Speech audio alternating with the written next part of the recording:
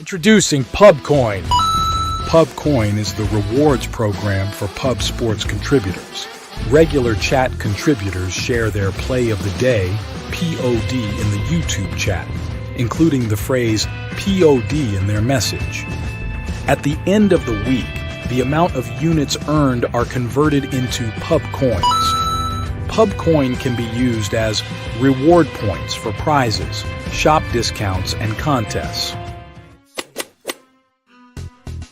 Hey, what's going on, y'all? It's Mills here, Pub Sports Radio. Do you guys want to challenge the personalities here at Pub Sports Radio? Do you guys think you're better than them at entering in your MMA predictions and picks? Would you want to get paid for it? $100? Here's how you do it, man. You sign up right here at the link below. It's just this easy. PubSportsRadio.com.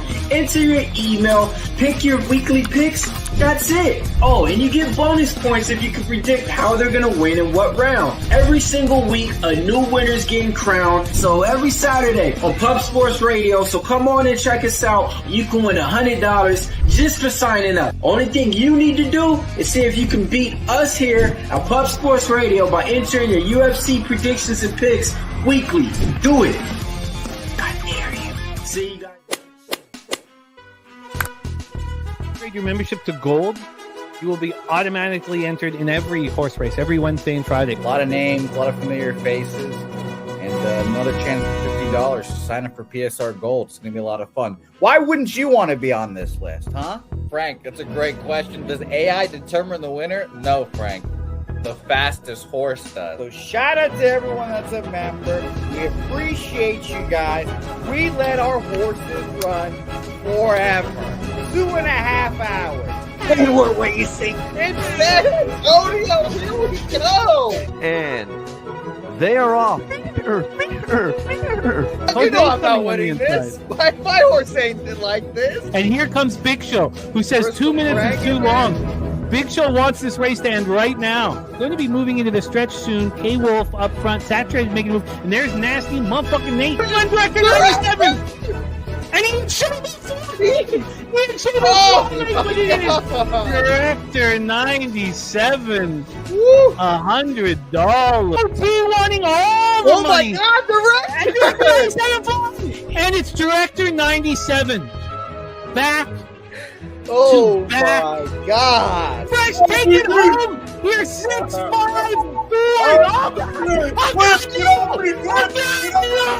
Oh God! Saturated. Friedrich gonna come home with it. Is it Billy Friedrich's time? Is it his time? No, it's not. Cody Norton maybe was doing the fight with as well. Doing the fight. Algary's coming down.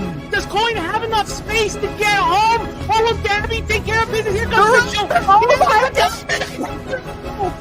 A third win for Director 97. But Conor Mac takes out. He might be blowing his load a little bit too early. Is anybody? The contestant, here comes Iron Eagle out of nowhere. Iron Eagle. It's a packed race. 5 seconds. Crystal from the back. Crystal. The family wants that.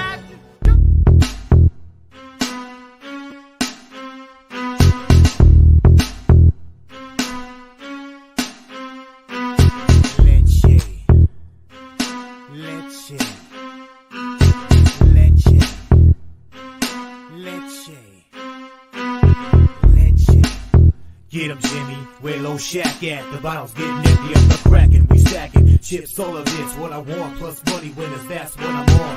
You can say I'm gone, I prefer elevated Pub Sports Radio. Time to get educated, who can produce, pay the juice, letting loose with so much abuse that the bookies wanna call the truth. They're getting slaughtered, can't forget Jeff and Low Baggers in the chat. That's a little weapon, cause we need, oh yeah, pubbing. We be pubbing!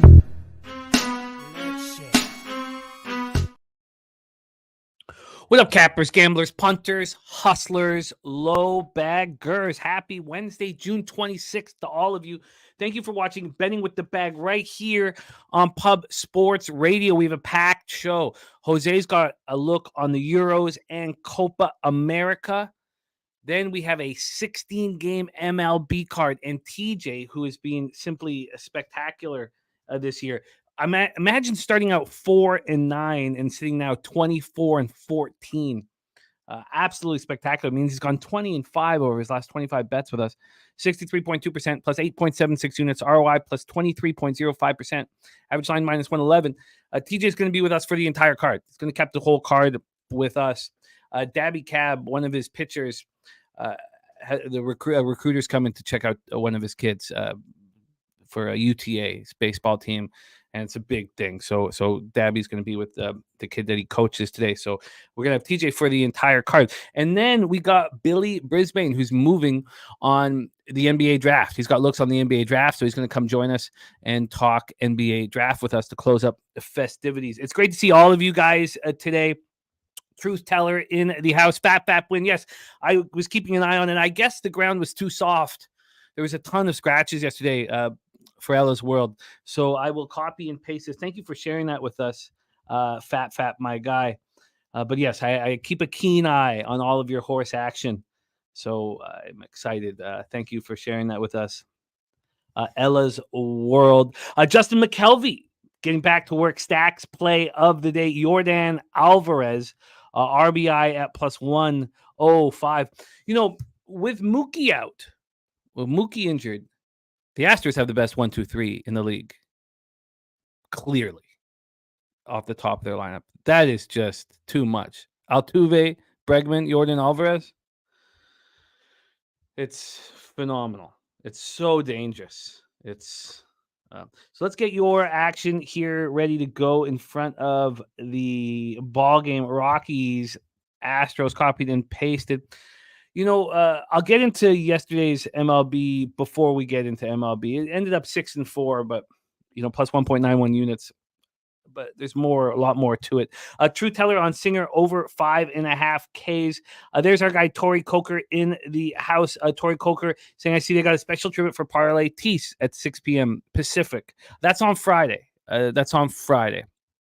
So that's 2 days from now. But yes, and I'll be a part of that as well. That's on Who Bangin' Sports Talk. So we'll be, he meant so much to so many of us. So there's going to be a lot of people on it. It's going to be a nice way of celebrating. I mean, we got a couple other things in store for that show. Let's get this Brady Singer looking. We have it's a tricky MLB card. Fun, but tricky. We have MLB debuts, very interesting ones. We have, it looks like, is it Dallas Keuchel Day? And Dallas Keuchel, if you've looked at what he's done in the minors this year, he's earned the opportunity to get back in the show. And these guys over 30 that earn their way back in, they've been pretty good this year. And we saw Yanni Trino's pretty good yesterday. There's the Nuke Worker in the house. Nuke Worker fresh from Vancouver to visit his daughter for a week. I hope it was a great trip for you, Nuke. We're so happy to have you back. Pig Milk play of the day here. White Sox first 5 plus 135. Interesting. There's also keep an eye on the Braves. DH in St. Louis today. Then one game, or doubleheader in St. Louis. DH doubleheader in St. Louis today. Then one game versus Sox tomorrow and home versus Pitt Friday. Wow. That will be copied and pasted. So Pig Milk play of the day. That's the only game I've bet. And I took the first 5 under 4.5 in that. I came close to overs in other spots, and I just got cold feet and thought, let's just talk it out. Line wasn't really moving that much here. Gerald Jones, Houston run line on the Astros run line. Let's get that all set up here. The Arrighetti matchup. Let's get this here copied and pasted in the right order. I don't think I can. I tried. Let's just pop it off right here under MLB. So I want to give a shout out to a few more people, but the NHL is now 48 hours away. We finished it 48 hours ago, and it's just time to clean up everything that happened for me this year. And we finished the year up 16.04 units overall, and ROI plus 3.44%, average line plus 125. And there was not one day, there was not one night I went to sleep comfortable with the record. There was not one moment, even looking at it right now, it's not enough. It's not enough. I'm happy that we ended up in the black. We had a very disjointed year. We got down 23 units at one point. Then we had that huge close to the regular season to finish the regular season up 9.95 units. Playoffs started poorly immediately for us. We never really fixed it. 40 and 46 down 7.11 units in the playoffs. And then futures, brought us home. 17 future bets, and my ROI was plus 77.65%. But in actuality, you guys know that I did make a $500 bet on the Devils to make the playoffs, which I didn't tweet out or make official because I had futures that I had tweeted out for the Devils. That was just a private bet. That was a terrible loser. So that's not part of the record, but that did happen. So futures were very good to me. And it's the only sport really that it seems to continually be very good to me in futures. But we need to cut down our futures as much as possible. Now, I know a lot of you guys don't have a local that works on credit, so you don't want to put a bunch of money into something that you don't see pay out for 4 or 5 months. Those of us that work with bookies that deal with credit, it's a challenge not to hammer away at futures. It's a challenge, and we must cut our futures down to as minimal as possible. I have 2 futures in MLB this year. I had 2 futures in NBA this past season. And I want to continue cutting it down, regardless of how good this went. But this is the second time in 3 years that I have the Stanley Cup finalists with futures on them. That's a good sign. But there was only 4 bets I made in the futures market for Stanley Cup. 2 of them, the Devils and Lightning, fell apart. And then, of course, Panthers and Oilers met in the Stanley Cup final. So that's the NHL here. And I'm frustrated. I'm looking at the record plus 16.04 units, and I'm frustrated. It was such a battle, like this always is. We know how sports gambling works. It's just an every single day a fight. And it's stressful, and it's extremely enjoyable, and it gives us a life away from our life. I think that's the most exciting part about what we do, is that, we could be at a children's recital, or we could be, at work, or we could be at dinner with the family, and we have this secret, glorious night going on. We have all this action going on. We have this, life away from life that's spectacular. But when it's all said and done, look, that's not enough for me. I don't feel like I was good enough, and I can't wait for next season. And I want my NHL unit size to go up, and that doesn't mean that the other sports have to necessarily. I think that we can separate unit sizes between sports. But that's that. That's the NHL. Jose, thank you for popping it up there on the screen just for accountability and transparency purposes. That's it. Just not good enough. And I'm just champing right now to get back at it. But we have the weight of MLB on our shoulders right now. So we've got a job to do and money to make away from NHL. And NHL will be back in action with us here. I'd like to shout out Mr. Gokster, Connor Mack, Mikey Money, the cappers that hammered NHL with us this year. And those of you guys in the chat that were hammering all year long. It's extremely enjoyable. I'm so thankful. So thankful to work with the community and with the cappers that we have on screen. And I told you guys this life purpose, it gives me so much, and I'm so thankful for the opportunity. So that's that. NHL 23-24 final record. That's that. All right. Shout out to all the cappers in the chat. Ron Crawford, MLB spreadsheet dog, best bet, an easy winner with the Pirates yesterday. Ronnie Crawford delivering the goods. It's the Oakland Athletics. I like that look a lot. I like Sean Estes. I think that he can be a legit pitcher in this league. And, it's a bullpen day for the Angels. I have a bias of bad bullpens having good bullpen days. We'll see how we deal with that. Morgan Spooner is on the Mariners. Mariners moneyline, the Pissy Cheerios play of the day. Let me get that copied and pasted. I'm going to do a bunch of copying and pasting right now to set everything up for our giant 16-game MLB card. As I said, we have our guy TJ with us for the entirety of the card.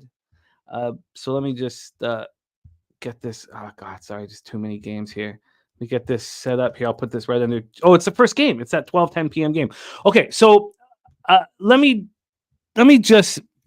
You know what? I'll wait before MLB to talk about what happened with me yesterday. Why don't we just get rolling? I'm going to keep copying and pasting the cappers in the chat, all of your actions. So I'll have it all set up. So Subhuman Gaucho, Wine Time Sports in the house, Viper NB, Troy Torrance, Joey Harb, Serious Business, Nordy, Jay Peasy, Ken Wood, Rocco Rogers, Billy Friedrich, MMA Controversy, Panger Life, Cheshire Cat. Yes, TJ Cheshire. Yes, absolutely. I knew what he was going to do. I knew what he would deliver for us, and he's done just that. 20-5 over his last 25 bets here on the show. DC Capper says, just got home working a double shift. Finally have time to sit down and enjoy the show. Love you, DC Capper. We got Nate Dogg, 420, Fernando Mendoza, Rodney Barton, Trap God on Belgium, and over 1.5. I'm going to copy and paste all of that. Birdie, my friend, great to see you. NJ Striker, I'm that heat. Andrew G, Mike Wilkerson, Mikey Money, all of you guys, love you guys. Stimmy OG, ready to get after it. Great to see you all. So Kong's Clips, Mitch Morber says, I get Carrasco isn't the best, but do we not take Cleveland at plus money again? We're going to talk all of that. I'm that heat. Lee Davis, Gifted Cartel, Rob McMahon. Thank you guys all for being here. I'm pumped up and excited. So let's bring on my co-host here and the star of MLB programming. Also has got a lot of fired up energy for his Venezuelan soccer team in the Copa America. But that's not where he starts with his soccer capping today. Please welcome from San Antonio, Texas, home of the Southtown 101, the best bar in Texas and Pub Sports Radio. Please welcome Jose Bouquet to the telecast. Jose, how are you? Doing well. It was an okay day of baseball yesterday. It was a slight losing day. It was 3-3, so I can't really complain too much. Nice to see everyone in the chat. I am a hungry dog today, Jimmy, and we all know that hungry dogs run faster today. So I'm excited to talk about all these games. We have a lot of action, maybe some NBA draft as well from me. Can't wait. Oh, nice. Nice, because we also have that from Brizzy. So both you guys going to be moving on the NBA draft. So I'm going to be copying and pasting a ton here. But let's set up our first spot that you are attacking in the Euros. 3 p.m. Eastern, we have Czechia versus Turkey in Hamburg, Germany. Why don't we take a look and see what the line history is and set that up for you here. And we also have cash flow that they are not giving us anything for. By the way, shout out to BJ, best bet Orioles money line today, 5 units. Shout out to you, BJ. I will keep a very close eye on that. I'm going to be copying and pasting very, very quickly here as we move forward. Let's take a look at what's gone on with the line history here for your spot here in the Euros. Here we go. So we have Czechia versus Turkey. We're going to go to pinnacle line moves here on this one. And this is a very even situation here. Turkey opened up as quite a big favorite compared to Czechia. This opened up 16 days ago. Unbelievable. And Turkey was plus 132. And then there was this huge move towards the Czechoslovakians. Interestingly enough, this got up to plus 193 4 days ago, and Czechoslovakia was a huge favorite all of a sudden, or 50 cents cheaper on the win line, and then it's come back to a pick'em. So there's been a real legit 41-cent move towards Czechia. That is for the money line. Let's take a quick look at the total here in this spot. Oh, shoot. Sorry. Let me get this up here. Let's take a quick look at the total here in this one and hear what Jose has to say. We also want to hear what you guys are saying. I've copied and pasted the Belgium look here for this total over at Pinnacle. It's been a 2.5. It did go up at one point. This opened up over 2.5 at minus 105, and it got to, when did we get a? Did we get a 3 at one point? No, just a 2 3/4. So I opened up at 2.5 minus 105 to the over. Now it's 2.5 plus 105 to the over at Pinnacle. It's not quite as drastic as that sounds like a 10-cent move. They're just kind of tightened up the VIG in that one. So Jose, that's the setup. Take it away. Czech Republic, Czechia versus Turkey. Floor is yours, my man. I learned that it is now Türkiye is how it's pronounced apparently now. So shout out to Türkiye versus Czechia. Here, 2 new names that we have to learn. So shout out to Türkiye. But Türkiye is a kind of one of those free-flowing teams. They've got decent players on them. One of their best players is a 19-year-old signed to Real Madrid who is expected to play today. He got subbed out of the last game early. They got their ship pushed in by Portugal. Portugal really good. Excuse me. Everyone knows that. I just think this is just going to be a 1-1 draw here, and then we'll see what happens. But I just like both teams to score here. Both teams to score, plus 130, 1-1 draw. I like all the draws out there. I think Türkiye free-flowing enough to get the job done, and Czechia will have to respond.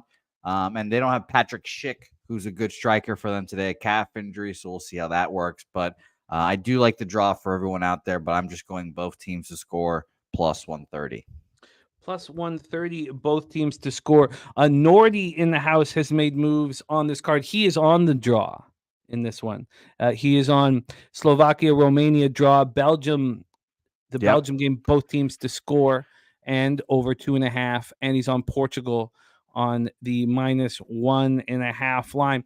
I know that you looked at all the other games. Was there another spot that you almost moved on before we get to Copa? Yeah, I liked the draw in the Romania game as well, because both teams, I believe, literally just have to draw to advance, and that is in case that happens unless Belgium beats Ukraine, by 4 goals, and the goal difference comes through there. So both teams just need a draw in Slovakia, Romania. It's only plus 120, so that's like that I haven't seen a draw that low in quite a while, I guess. So I lean that way, of course. Like I said, they both just need to draw. And yeah, Belgium needs to beat the shit out of Ukraine.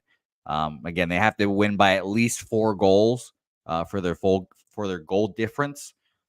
So maybe you can take like a Belgium team total over 2.5 goals at plus 220 would be semi-interesting because they have to beat the shit out of them. And again, if you're, thinking that Belgium is going to play, full out attack, then Ukraine will definitely have their spots to counterattack. They're not a horrible team, but I don't think they're as good as Belgium, and Belgium has not been good in the tournament in general. So I would lean towards Belgium, team total over, and I do like that draw in the first match. I just didn't get there with it. And I love it. I love it. Before we move on to Copa, copying, pasting all of the best bets here on the card. And our friend Kong's Clip says, 6 years ago today, I lost my dad to cancer. Always have a rough week, and this time comes up, but there's nowhere I'd rather be. And says, thank you all for everything. Let's get some money. We love you, Kong's Clips. And there's nothing that anyone can ever say to make it easier for you to deal with this. Nothing anyone can say. But the one thing that we know is that you carry your dad with you everywhere you go. He's a part of you, and you don't need to look far to find him. He's right inside you. So, talking about him, saying his name, telling stories to your family and your kids of your dad, that's what you can do.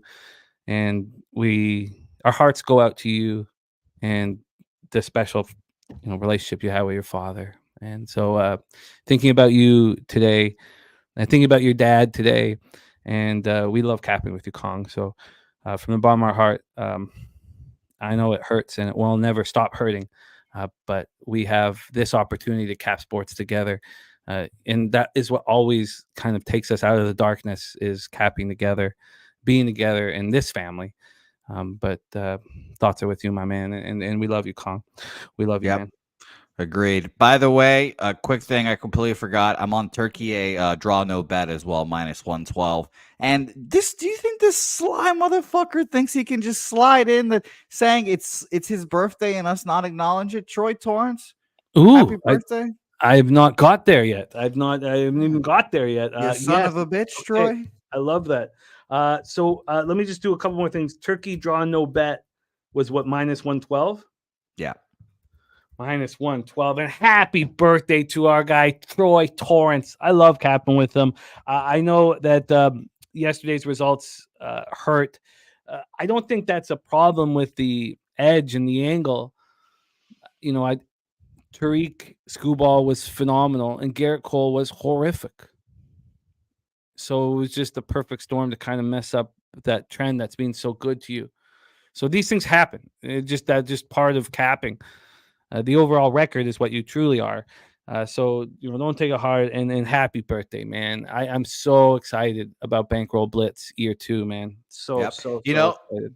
Shout out to Troy who texted me that trend, and I don't think I responded to him because you called me shortly after telling me about your MLB day and then telling me about Troy Torrance's tweet and how good it was. And in my head, I responded to Troy talking to you. But yeah, that was a crazy day for the spreadsheet and the trend there. But it remains solidly not betting home dogs at that price still, though. So we'll keep doing that. Let's move on to the Copa America, a huge game here at SoFi Stadium in Inglewood, California. Is your dad going? No, he is not going. He is not going. He's off to Europe on Sunday. He's gonna take off. Oh, bouncing off to it's funny. Do parents just get old and just say, fuck it, I want to go across the ocean and go to Europe? Because my parents did the same thing like a couple of months ago, and they're going back and all this shit.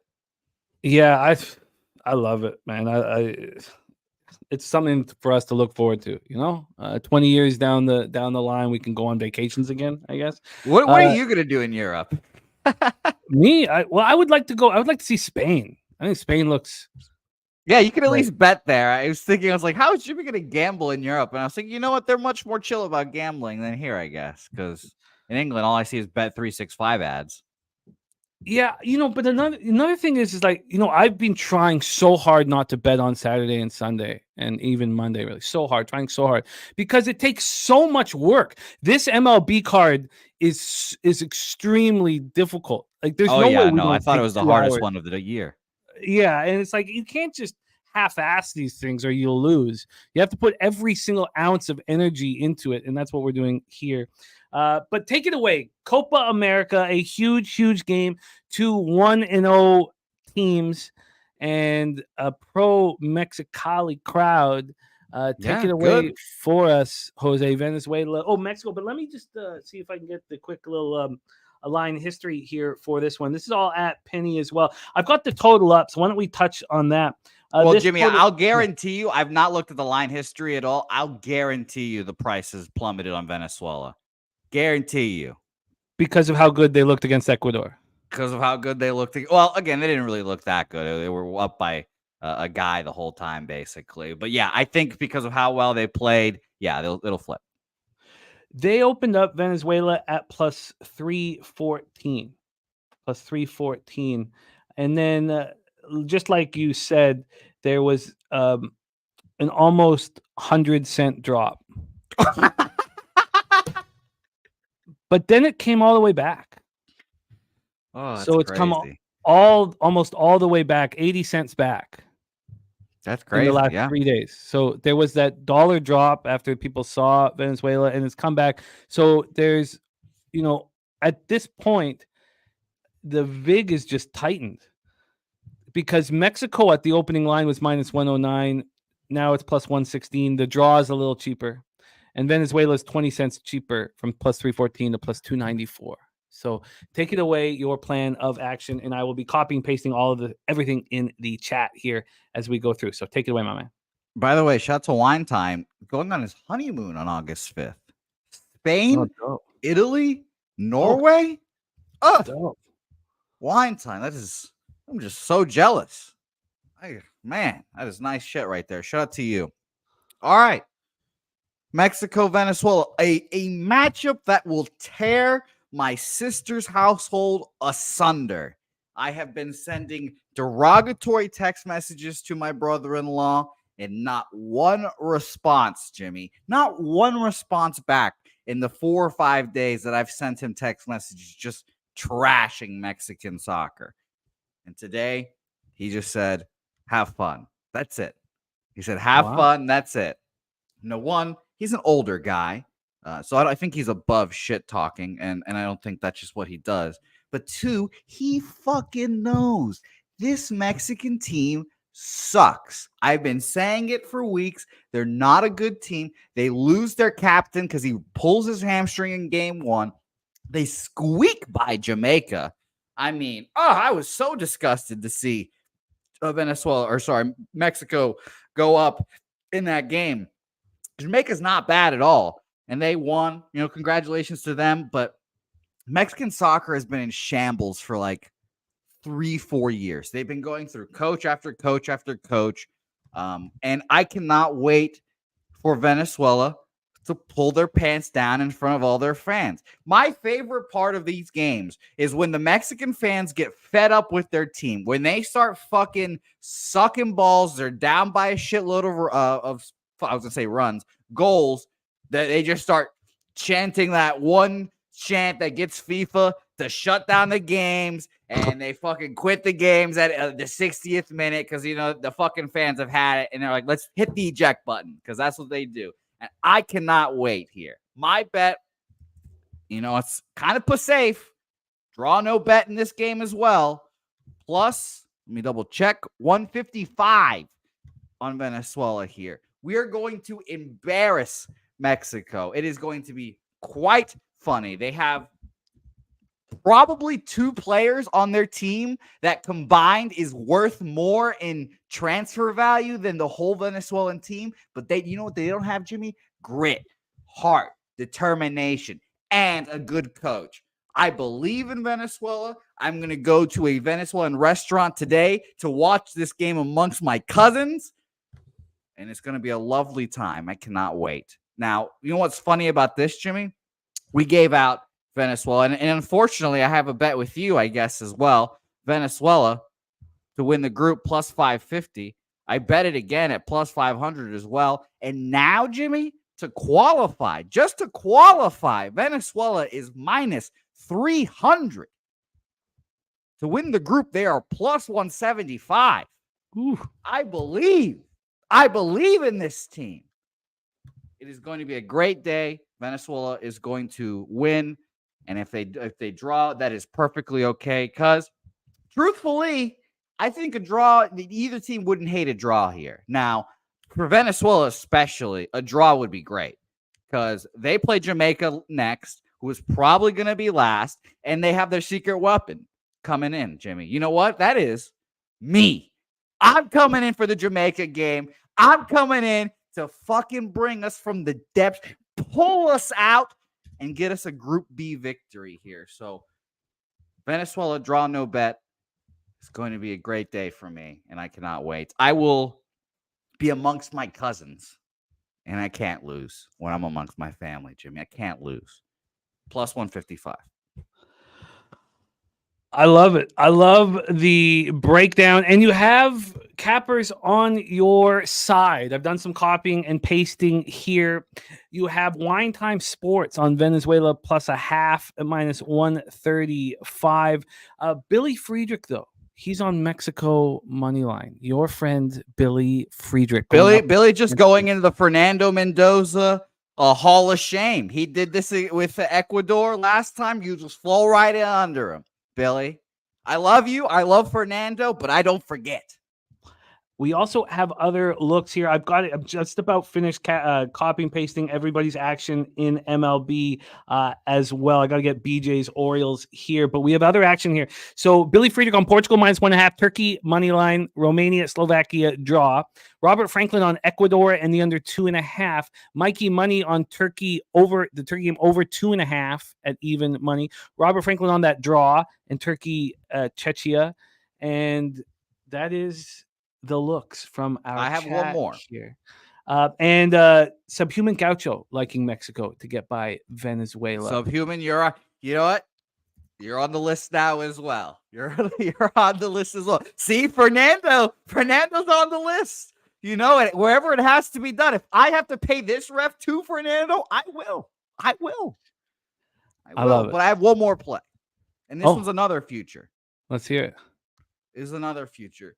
The best team in the tournament, and I have seen nothing but salt and pepper grinder from the media on one team in this tournament, and that's Argentina. Argentina has gotten the full suck and blow this whole tournament, rightfully so. They're amazing World Cup champions. They've got the greatest player potentially ever on their squad, and it's now after the World Cup. Obviously, Messi's a god, and like he just runs that team. He's got them under his thumb.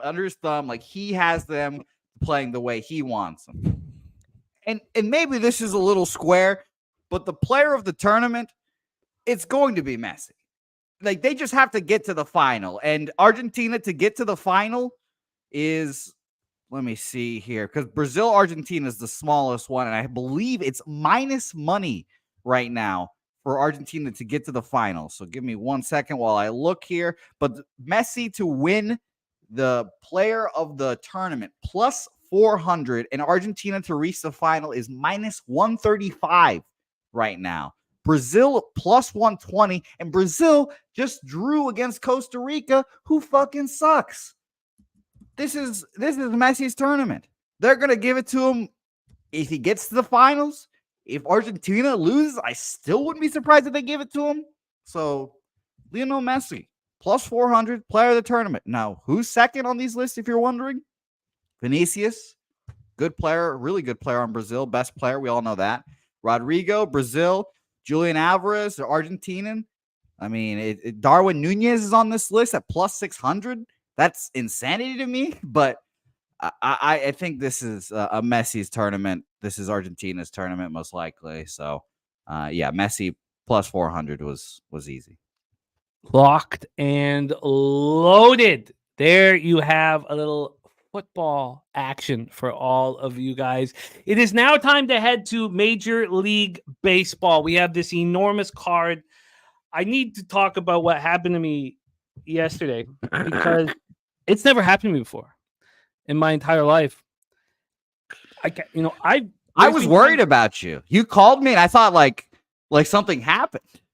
There have been times when I don't remember the last time it happened. I know it's happened in my life, but I don't think it's happened in the last 5 years. But there's been times where I've accidentally bet an under instead of the over, or put O instead of U when I'm emailing my local or something like that. But yesterday, and this makes no sense to me too, because in my head, Chris Flexen is wearing Colorado Rockies hat, and I don't know why. He was a Mariner for a long time. He had 1 year with the Rockies. Why is he rocking my head? So I got off to a great start. I had Pittsburgh, Cincinnati, first 5 over 4 cashed immediately. Tampa Bay took control. Toronto first 3 and Toronto first 5 cash. I was in a great setup for the night. And then I'm putting the kids down at about 8:02 p.m. and I take a look at my action for the rest of the night. And it says Colorado first 3 plus a half. And I'm like, that doesn't make any sense. I love Hunter Brown. Hunter Brown's a monster. And then I panic. I stop, like I'm literally like mid good night, and I'm like, oh no. And I run to my computer. I have 7 minutes. So then I bet the Houston first 3 minus a half, which still cost me $50. That mistake cost me $50. And then I realized I hadn't even taken the White Sox first 3 plus a half, which was the whole idea with flexing. So I got those 2 bets in just before opening pitch, but I cannot believe I screwed that up. And then I'm 6-2 going into the Washington Nationals first 5 minus a half and the Oakland A's. 6-2. It's 4-2 going into the bottom of the 5th for Mackenzie Gore. It was 4-2 with 2 out. And that loses, the first 5 loses, and then the A's Monchuk hit that grand salami for the Angels. So disappointing. 6-4 plus 1.91 units. it's disappointing when you're seeing things clearly and you don't deliver the way you want to. It's very, very, very upsetting. Skunt Blaster in the house is hot play of the day. Belgium team total over 1.5. Portugal money line, same game parlay. So that was the night that was for me, 6-4. What was the night for you, Jose? I had a 3-3 night. I just ended up down some juice. I was not with you there on that fucking national spot. That was horrifying. But my least favorite betting trend just keeps happening. The full run drops, and you bet the over. Just they soar over. I don't know what it is. But yesterday's example was Joe Ryan and Brandon Pfaadt over 7.5. Easy cash. I lose that A's first 5 with you there on that home run. Phillies was a loser for me as well. Scooble does his thing. But I cashed Toronto first 5. That was zero sweat at all. A 7-run inning where you told me that Mo, Curly, Lowe, who the fuck they are, the Three Stooges were out there. It was astonishing. Vladdy Guerrero got it all started with horrific defensive play, and then the Red Sox were like, "Hold my beer, watch this." It was amazing. So that was nice. I guess we'll take the first 5 victory and Cleveland full game. I mean, yeah, maybe Preston's right. Maybe we should just be betting Cleveland every day because they're this year's Orioles that are just undervalued every year, under every game. They're in first place. They're rolling, and no one wants to give a fuck. And I lost a stake to Justin McKelvey in the WNBA. So that is actually facts as well. Wine Time Sports said that line movement towards the Giants last night told me everything, but I still had to bet it again, and I will again today. I think that what they're doing to young Hayden Birdsong is not fair.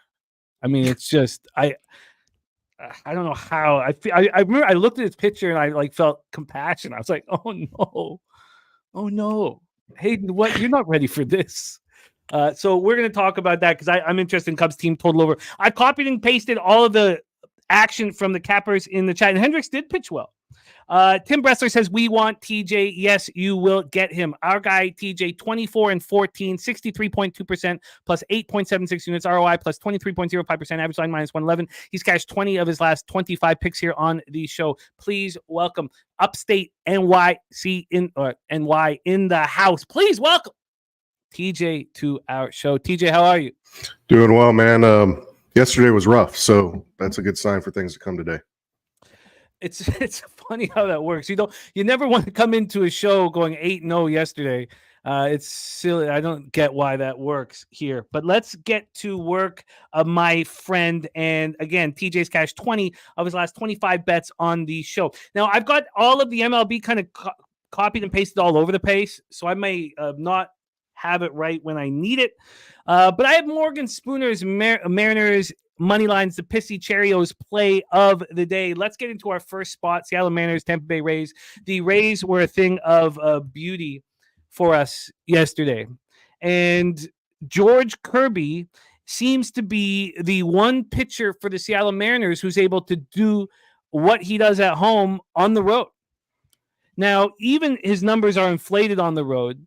4.41 ERA, 256 opponent's batting average. He's much better at home, but he's looked good on the road, and he looked good at Miami last week, which was something that we expected.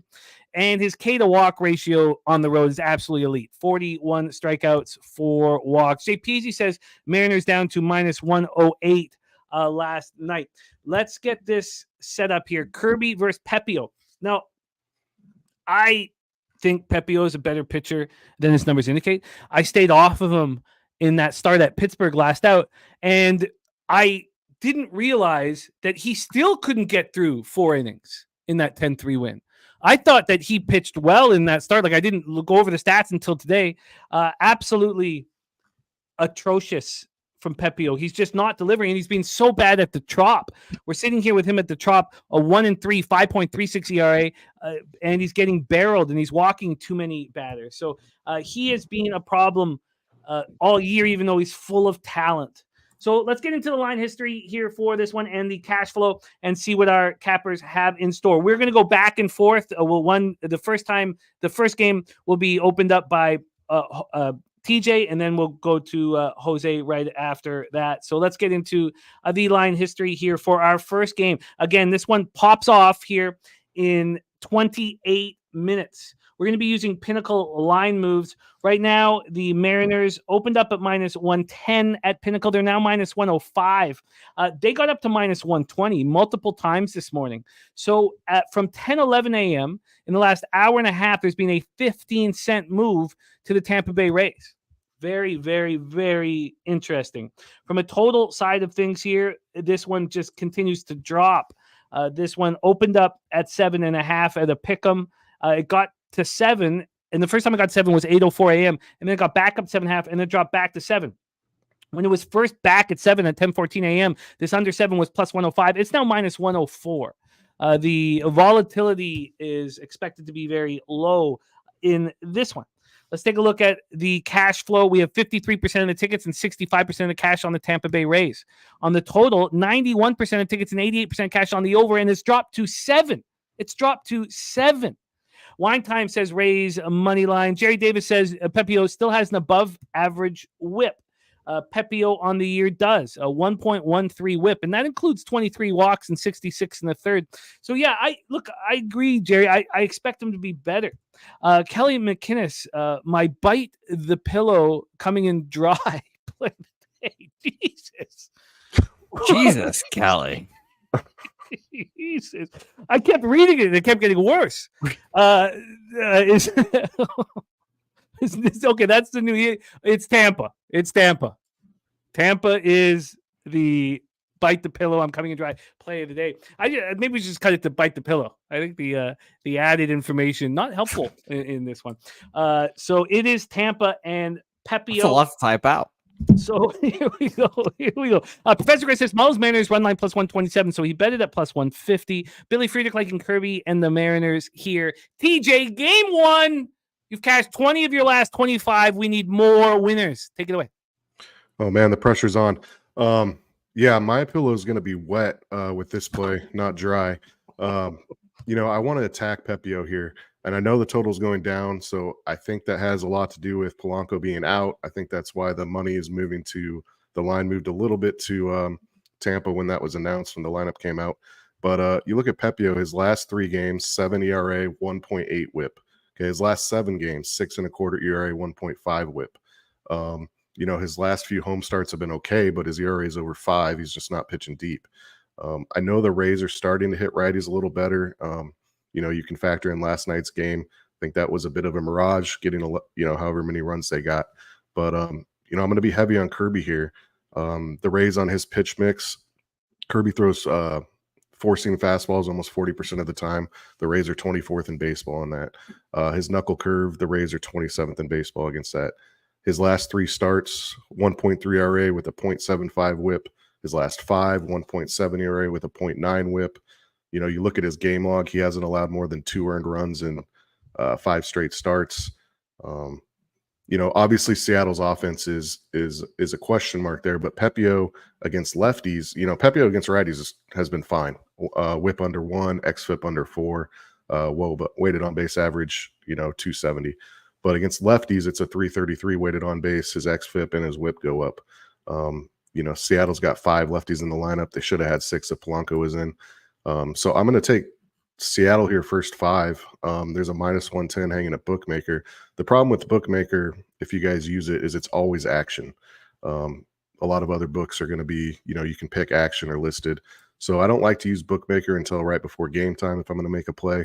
But we're not going to see a pitching change here, so I'm going to take minus 110, first 5, Bookmaker, Seattle. And then I'm also going to take Seattle. We're going to double up here. I'm going to take Seattle in the first inning, and a draw is no bet.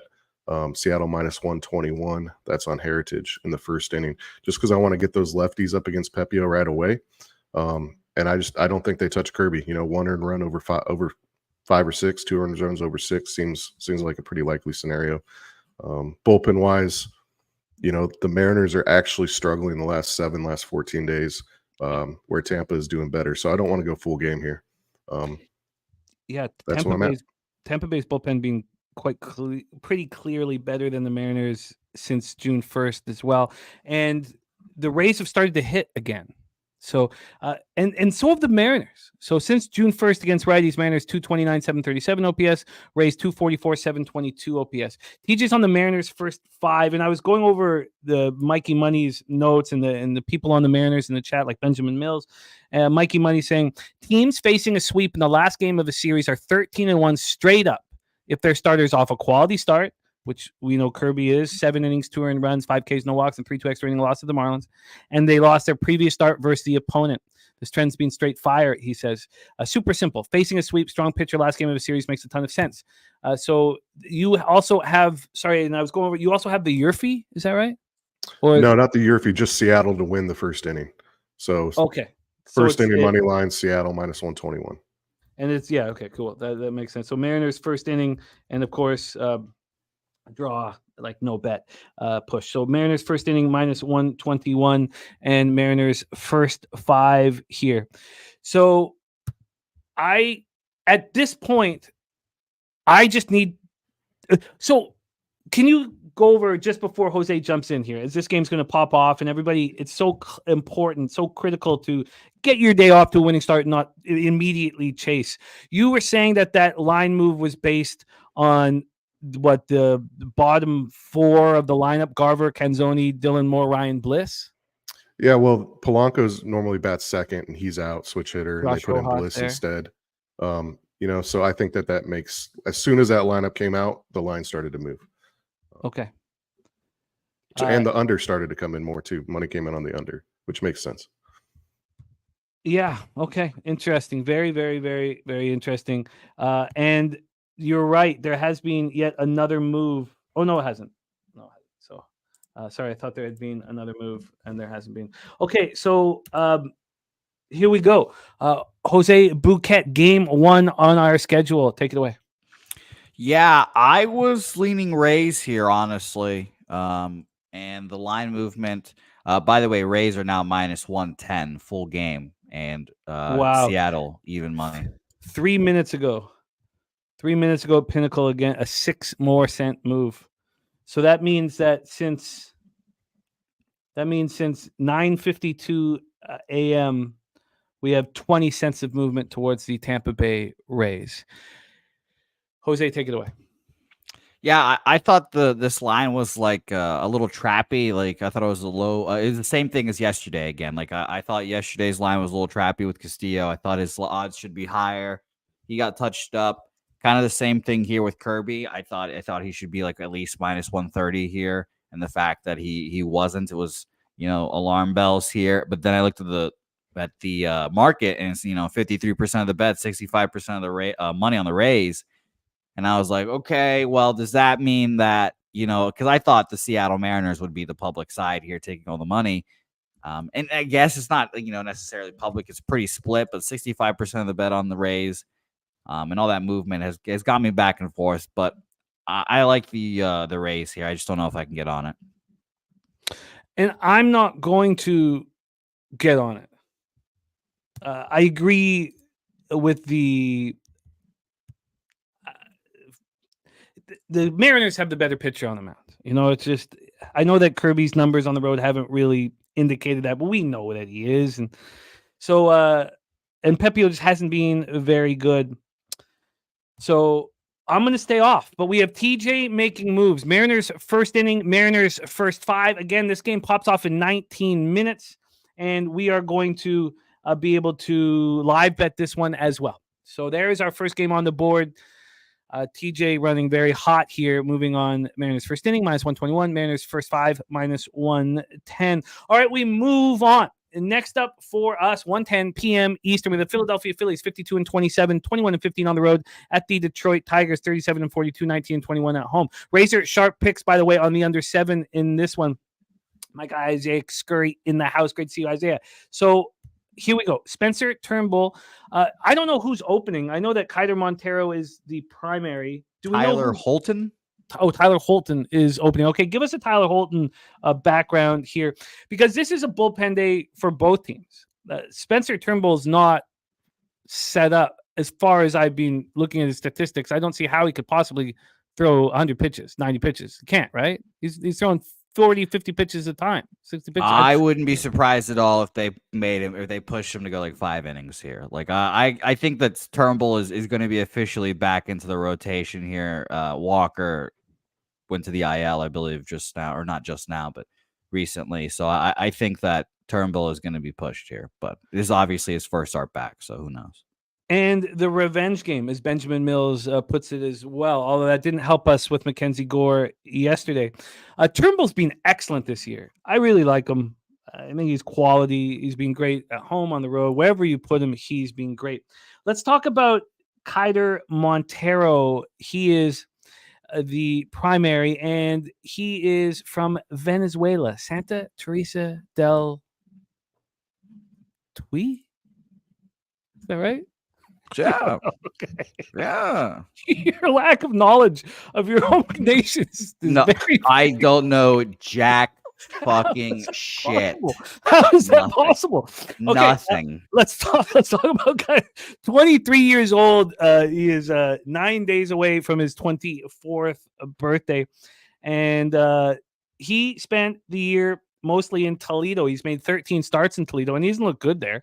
5.03 ERA, 1.70 WHIP. He's not looked good. He walks way too many batters. 30 walks and 48 in the third. Now you're going up against the Philadelphia Phillies. He's had one start here in the show. Now, he only walked one batter in that, but, allowed 4 earned runs over 4 in the third and 5 hits. So, and then we have what the Phillies are doing to righties since June 1st. 270, 768 OPS compared to the Tigers, who just, haven't been able to hit all year. 217, 634 OPS. The big thing to know about the Detroit Tigers is their bullpen has turned it around. Their bullpen was an atrocity in May, an absolute atrocity, and they've turned it around. So that's important for unders. Phillies bullpen has just been spectacular now for a while. Let's get into the weather and the line history here for this one. So weather-wise at Comerica, sorry, let me get up to the top. We have light rain coming an hour into the game. I didn't realize that. I didn't realize that was the case. I'm going to refresh this and see if it could be a problem. Now it's no light rain. Okay, I just refreshed it. 83 Fahrenheit, 7.9 miles per hour right to left, slightly out. Then it becomes out to left field, and it gets bigger as the game goes on. 2 hours into this game, it's 13.1 miles per hour out to left field. It's almost double the wind carrying out. So if you're looking for, when do we want to live bet overs? It'd be around an hour and a half into it. Let's go into the line history here. We have the Tigers right now at plus 142. That just doesn't really, it doesn't make sense to me that there would be this line move towards the Detroit Tigers. I wonder if it's lineup oriented. We could go over the lineup here. We have Schwarber, Turner, Harper, Bohm, Castellano, Stott, Marsh, Dahl, and Stubbs for the Phillies. So there's no real reason. I'm curious to hear your thoughts as why this is. We'll start with Jose in this one. So there has been a 10-cent move to the Detroit Tigers at Pinnacle. And when we get to the total in this one, we have a 9 at minus 112 to the under. This opened minus 102 to the under. We've had 10 cents of movement to the under. An expectation that I guess Keider pitches okay. When we get to the cash flow, 57% of tickets and 62% of cash on that under. Surprising. 81% of tickets and 96% of cash on the Phillies, and this line is moved to the Detroit Tigers. Jose Bouquet, take it away. The floor is yours. Yeah, I don't think I can move on this game. Shout out to Billy Friedrich's spite bet on the shortstop for the Philadelphia Phillies. I like the Phillies here as well, but it's too juiced, obviously. I was hoping that the Tigers would throw someone better here to make it a little more palatable to bet the Phillies here, but Tyler Holton should go 1-2 innings, maybe 3 at max.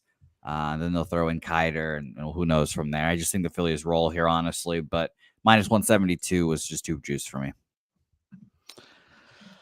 I'm surprised. TJ, what do you put this 10-cent line move towards the Detroit Tigers when it just doesn't? I don't know. What do you make of it? Yeah, it doesn't make a ton of sense to me. I guess Turnbull, they think he gives up some runs. I didn't really cap this game much just because I don't both pitchers, I just don't trust them. There's not enough starting data on them. I think the obvious spot is Philly, but the line is moving the other way. So I honestly have nothing on this thing. I guess if you think Holton goes more than an inning, his over 1.5 Ks is like plus 170. That's a decent look because he does throw some strikeouts. But other than that, I mean, it seems like Philly should rock him. I think people are going to be using them in parlays and stuff, but the line going the other way just keeps me off. It does. What do you think of this total? That's gone 10 cents to the under, implying that this Holton Montero combination will be okay. Good bullpens, a lot of bullpen innings today. It's very, very wild. Razor Sharp picked up 2 beers today, one for Tease. I love that, Razor. And we need to talk about him as much as possible. And don't forget, this Friday we have our celebration of Parlay Tease over at Hubang. Birdie says under 2.5 first 3 innings. A first-time starter. These MLB guys like history. Good spot for the Tigers early here, in his opinion. I kind of like that look, honestly, based on the market, but it just doesn't correlate with my X's and O's. What do you think of that look from Birdie, TJ? Yeah, I think the market would tell you that that's a good bet. I don't ever bet just based on the market. It might keep me off a game, but Seattle's moving against me and I'm still confident in it. And that's against the market. So I will be against it sometimes, but it certainly will keep me off. I think if Holton goes a couple innings, Detroit's got a chance early. But I can't trust their bats, and I don't know what to get from Turnbull. Did you have any interest in this total, Jose, before we move on? No. I'd lean under, if anything, but no, not really. I didn't have a good feel. Phil the Kill says that Nationals line movement meant nothing yesterday. It felt right when we were up 4-2 going into the bottom of the 5th, but you're absolutely right. DC Capper says Phillies win today and we'll cover the run line. And Wine Time Sports is really close to taking the Tigers money line. Truth Teller on the Phillies bouncing back at -1.5. And Morgan Spooner says, as a Mud Hens fan, I'd never put $1 on Holton to win. That's good insight right there. That's the insight we need. And Truth Teller says the line is trying to trick everyone, and that's part of what our guy Troy Torrance on his birthday does. He's looking for, he thinks, and that's something that was talked all about at the Spanky conference. Are the books trying to play tricks with us by moving the line in a direction to keep that sharp action away from it? Okay. But why would they do that? To be honest, why would they make it easier to bet the team that they think is going to win? Because most people don't do market analysis. No, but the bigger bets do. But I agree. That was the first thing I said. But the reply was that it's the bigger bets that they're worried about. But I get it. I get it. And when we broke down what type of tricks were there, you get a lot of stammering from the people who are talking about the tricks. But all right, Morgan Spooner says Phillies offense ready to go off after seeing extreme ground ball pitchers. Bohm, Schwarber, Castellanos, and Harper for home runs. Winds blowing out to left, and these guys will make it fun. Joe Yurkovich says, I think this line move could be the fact that Detroit was going to have an opener instead of the rookie starting. And True Teller says Phillies won't lose a series versus Detroit. And Morgan Spooner says, then you make the bigger bets hedge that the books only hope. It's the idea of bluff in poker. Let's roll on to a game that we don't know will go. I guess is our expectation, Jose, at this point, that Pittsburgh-Cincinnati won't go? This one, Atlanta, and the Orioles games are all games that are very questionable, apparently. So let's take a look at over here at Roto Wire, they have 75% chance of rain. Anything over 50 is, likely a no-go spot. We go over to Swish for this one. They say it's fine. They say this game's going to go. So I'll get some actual weather reports in Cincy here after we let our guys break this one down. 84 Fahrenheit, feels like 86, 10.3 miles per hour right to left, and the tiniest bit out, just the tiniest bit out. Wine Time says definitely leaning the Reds here, but I learned the Reds yesterday and they got smashed. Or I leaned the Reds yesterday and they got smashed staying off. JP says, how many times does the line drop on the Dodgers and they win? So much that I bet it every time. I got paid fading the Dodgers yesterday. I was just first 3+0.5, but I hear what you're saying. PZ, but And again, you have complete autonomy in how you handle things. It's just a matter of winning. That's all it's a matter of. Billy Friedrich says this game screams full game under, and Morgan Spooner says it's pouring in northern Ohio. Rocco Rogers has a Reynolds Tellez hit parlay. Reynolds Tellez hit parlay. So here we go. We have Graham Ashcraft versus Luis Ortiz. Luis Ortiz has not been given the opportunity to start, and he's not been a part of the rotation. And his last appearance, they had an opener for him, and it was against Pepio, and he got lit up and smoked. 4 innings, 10 hits, 6 earned runs, 2 jacks. He did not look good. He's been very good this year. Despite allowing 6 earned runs in 4 innings, he's got 3.45 ERA, 1.30 whip. He's only allowed 3 home runs in 47 innings. He's been very good on the road.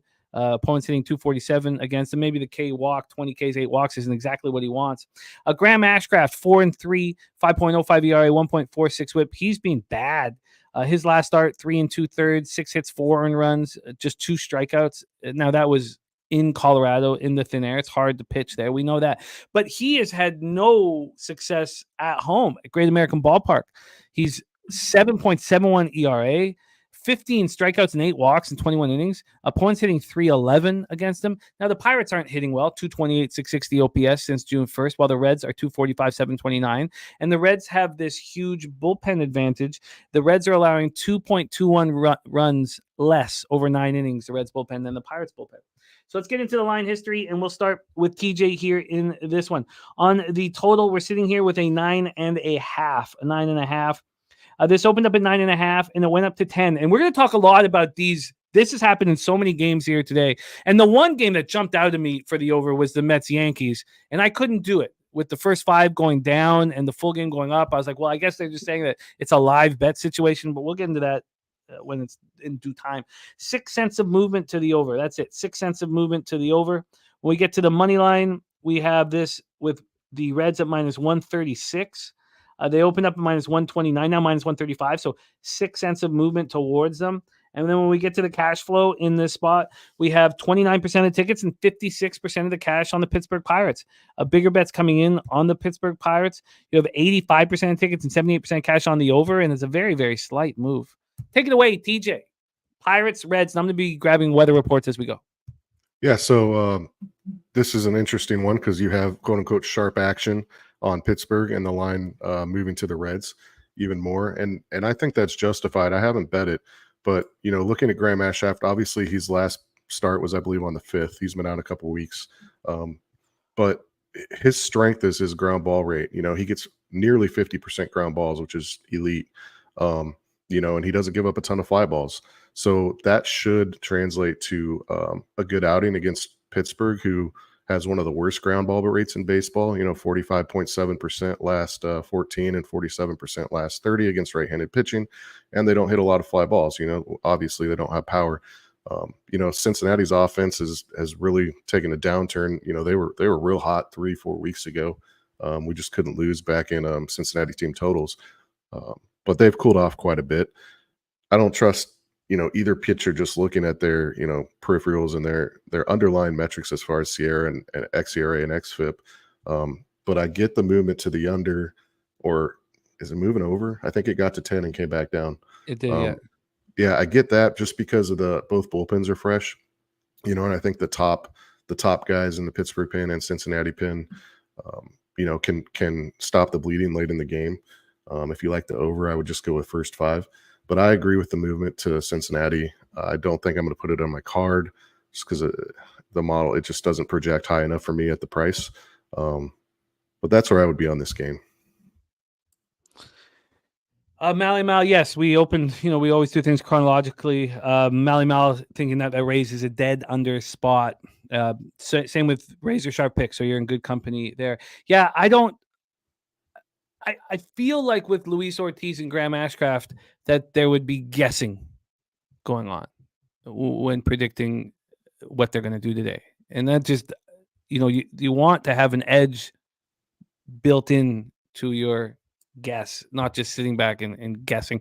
Jose, what do you think? Pirates, Reds?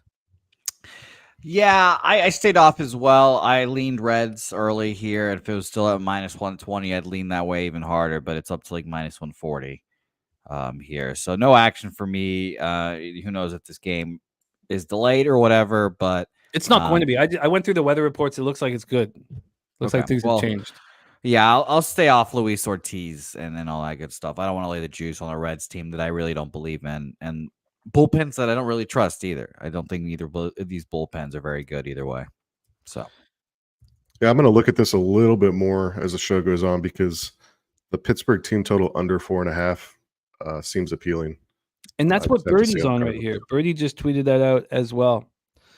So, yes, DC Capper, but it almost doubles in strength as the game goes on. So it's not as strong at first, and then it doubles in strength. There's our guy Steve G in the house. Great to see you, Steve. So Birdie says Pitt team total under 4.5 for me, fading Pittsburgh off a 9-run output. I'm not going to be able to move on that one. And we have a ton of afternoon action opportunities. And we can move live. So I'm not going to get antsy that I don't have action here. Jose, you're going to open both of these for the double dip. Let me just give you a psychological thought with this Braves-Cardinals game. How in the world is Gibson going to have a good start here? How is it possible? He's an old guy that probably needs routine, or he's an old guy that doesn't need routine because he's been there so long. That was the second thing that kind of came in. But my first thought was he deals with the death in the family. He comes back, his back gets tightened up before the start while he's warming up. So they sit him a whole week. Then he thinks he's going to pitch yesterday, and he doesn't pitch again. He pitches today. How? How could he possibly, it just makes no sense to me. Yeah, this has to be an advantage to Ronaldo Lopez. In saying that, I haven't bet this yet, and I just wanted to say that out loud, maybe hear how it sounded. I don't know. Let's get into this one. We have the double dip, and it's a day-night doubleheader. Let's get into the weather for the opener. We have rain in the forecast for the opener, and 100% chance of rain at 2 p.m. This game is going to be pushed back, which is going to mess up Gibson even more. I mean, isn't every single thing we're talking about going to hurt Kyle Gibson? Or do you say, look, the old man Gibson can handle anything. He can come out of a ditch drunk and still pitch. I mean, I take that approach more than I lean that way. I would think Ronaldo is more affected by it than somebody that's been doing it for 15 years. I lean that way as well. Even though it's been 2 weeks now that he hasn't pitched? Yeah, I think the experience just is a big factor here, in my opinion. I don't know. I don't know if I can get there. Ronaldo Lopez has been spectacular this year. This guy owes me so much fucking money. And I have not been getting paid off of how spectacular he's been, even though Jose predicted it at the beginning of the year. He's been a little worse on the road. Still excellent. 2-2, 2.14 ERA, 216 opponents batting average, 37 Ks, 8 walks. Gibson, now that last start, I don't have the exact day. I know you had it yesterday, Jose, but it's been a while, 11, 12 days, and he was excellent. 3-0 win at the Cubs. Now he's not been nearly as strong at Busch Stadium than he has been on the road. The Braves aren't hitting at all. 213, 664 OPS since June 1st, while the Cards are 266, 760. And both bullpens have an ERA under 3 in June, have been pitching spectacularly well. Professor Chris says, model says Braves money line should be minus 159, red line plus 113. So he bet them both here. And Morgan Spooner says Kyle Gibson third in innings pitched since 2014. Deadlock with Cole and Scherzer. Guy's a pro. Billy Fritter says Ronaldo Lopez, 30 years old, appeared in over 200 games, started over 100. Coin leaning towards the under, and wine time on the under if this goes. Oh, this will go. It stops raining. And I'll get some more weather reports here in a second. Okay, let's get into the line history for this one. On the money line for game one, Kyle Gibson is at plus 107. There we go, plus 107. And he opened up at plus 119. So there's been a 12-cent move towards Kyle Gibson. When we get to the total here in this one, we have it sitting at a 7.5. 7.5. It just moved to 7.5 23 minutes ago.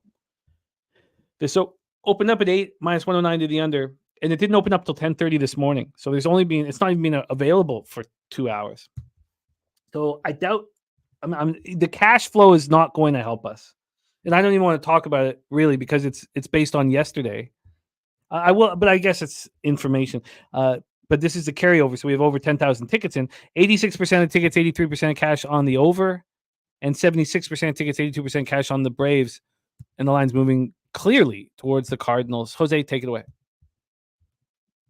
This was a tough game for me as well. I wanted to bet the under yesterday. It got rained out, obviously, and I had the 8.5 yesterday, and now I have an 8 here today. So it's tough. So I ended up just staying off this game too. Yeah, and it sucks that I just like pass for all these games right now. I just think this slate's very difficult. But I do lean Cardinals. Admittedly, I lean Cardinals again, and then Troy. It's nice to see a sharp trap come in as I say that. But as we all know, these home dogs are not the ideal scenario for anyone here. So no action for me, and I'll continue not betting these home dogs. So shout out to you, Troy. TJ, take it away. Game 1 of the double dip at Busch. Yeah, Troy, don't get too down, man. It's we're gonna have 1,000, 2,000 bets by the end of the season. There's gonna be a lot of variance. That's why bankroll management is important. But and I know you know that. I'm just kind of speaking to someone that doesn't know. I think both pitchers shove here. I'm on the under 8. I think you can still get it. You can make that official, Jimmy. You can still get it under -118 at Heritage. I like both pitchers to shove. They had a day off yesterday, so I expect both bullpens in a close game, to be used. I think that Atlanta can rely on Sale to go a little deep in the late game, so they might be more apt to use their better arms early here. And then what's up with Atlanta bats? I mean, they've been terrible last 30, last 14. They're striking out a ton. They're not walking. They're not hitting line drives. They're not hitting the ball hard. And the same almost can be said for the Cardinals. Their numbers are a little bit better, but their BABIP's really high. And, that's going to come down just because nobody keeps a 340 BABIP going on over a long stretch of time. So I don't see runs being scored here. I get what you're saying about the effect of, yesterday's game being that's such a good point. Sorry, I hate to interrupt, but it's Bryce Elder who's going now in the late game. Oh, is it? Yeah, Bryce Elder in game 2. Yeah, they've moved Sale to tomorrow. Okay.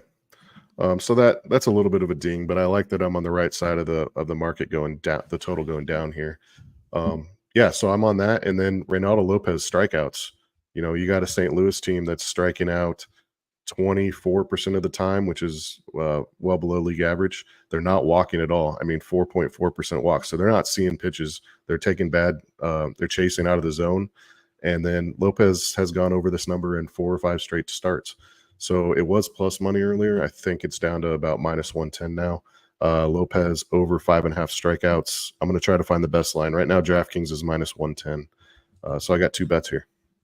Lopez over 5.5 Ks, under 8, -118. Now, Professor Chris says Cards' offense is even worse. It certainly hasn't been of late. Cards are ripping the leather off the ball against righties since June 1st. 266, 760 OPS, almost 100 OPS points better than the Braves. So that is the opener here. I can't have, with the continuity out of play here for Gibson and Lopez, I can't trust it. So I get it. If these guys had just pitched, 5 days ago, I would be right with you. But the stop and start, and now if this game is pushed an hour and a half or 2 hours, it just makes me uncomfortable. I can't put my money on it under those circumstances. But I get it and I like it. Just not enough for me to bet. Let's talk about game 2 here, 7:15 p.m. Eastern. By the way, Rocco Rogers says, love betting Lopez strikeouts this year. Books keep pricing it incorrectly, but he had to cut it from his card today, even though he still thinks it is solid. So game 2 at Busch Stadium. Why don't we just take a look at the changes in the weather here from the first game to the second game, because this is a day-night doubleheader, and we expect the first game to be pushed. It's beautiful for the late game. 81 Fahrenheit at first pitch, and 5.5 miles per hour right to left. It dies down to 3.8 miles per hour. Let's get into the line history for game 2. And, Elder's been bad this year. And the funny thing about Elder, and we'll get into him in a second, is he's been very good at AAA. I don't. He's been excellent at AAA. Oh, excellent might be a little much, but he's 5-2 over 8 starts with a 3.86 ERA, a 1.22 WHIP. I mean, he's looked great. 59 Ks in 19 walks. He's only allowed 4 jacks over 46 2/3. He's earned this opportunity to pitch, but he is not being good in the show. In the show here, he's thrown 23 2/3 innings. He's walked 11 batters. He's allowed 4 jacks. Got a 1.94 WHIP, a 6.46 ERA. He allowed 7 runs, 6 of which were earned, and 9-1 loss at home to the Padres. So now he goes out on the road in Busch Stadium, and it's sticky, and this, Cardinals offense is hitting righties. Let's take a look at the line history here for this one. This is sitting with a total at 8.5, the -106. It's a surprise to me that it opened at 8. A huge surprise. I mean, so of course this opens up at 8. Of course it goes to 8.5. I mean, they put it at a line that they knew people would hammer the over on, despite the Braves' inability to deliver offensively of late. When we get to the cash flow here in this one, the idea was that Sale was going to be pitching. When it was announced that it was Elder, the line went from -181 to -128. And it's kept dropping. It got down to -111. Now it's sitting at -113. So the 8 to 8.5, I guess, going back, it would be the difference between Sale pitching and Elder pitching. But even an 8.5 with Elder pitching doesn't make any sense. Here, this is Palante, 5.23 ERA, 1.62 WHIP. I've backed him with success one time. The only time I have not faded him, I don't think, but I backed him one time. His last start, 6-5 win at home over the Giants. He did not look good. 5 earned runs, 5 1/3. Take it away, Jose. Game 2. Any interest? No, I was out on this game. I don't trust Elder here. I've been kind of out on all the young Braves pitchers all year. And their offense hasn't been good enough to warrant me backing them. So I lean Palante here, who has not been all that bad again, but no action here for me. I lean under 2 again, just because the Braves have been one of the best under teams in baseball. So Palante and the Cardinals for me, but no action here again. Sorry. TJ, Braves, Cardinals, second game of the double dip.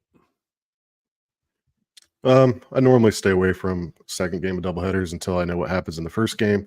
If I had a lean here, it'd be St. Louis, because I have a very strong feeling that the reason we're seeing that line is Atlanta's travel schedule.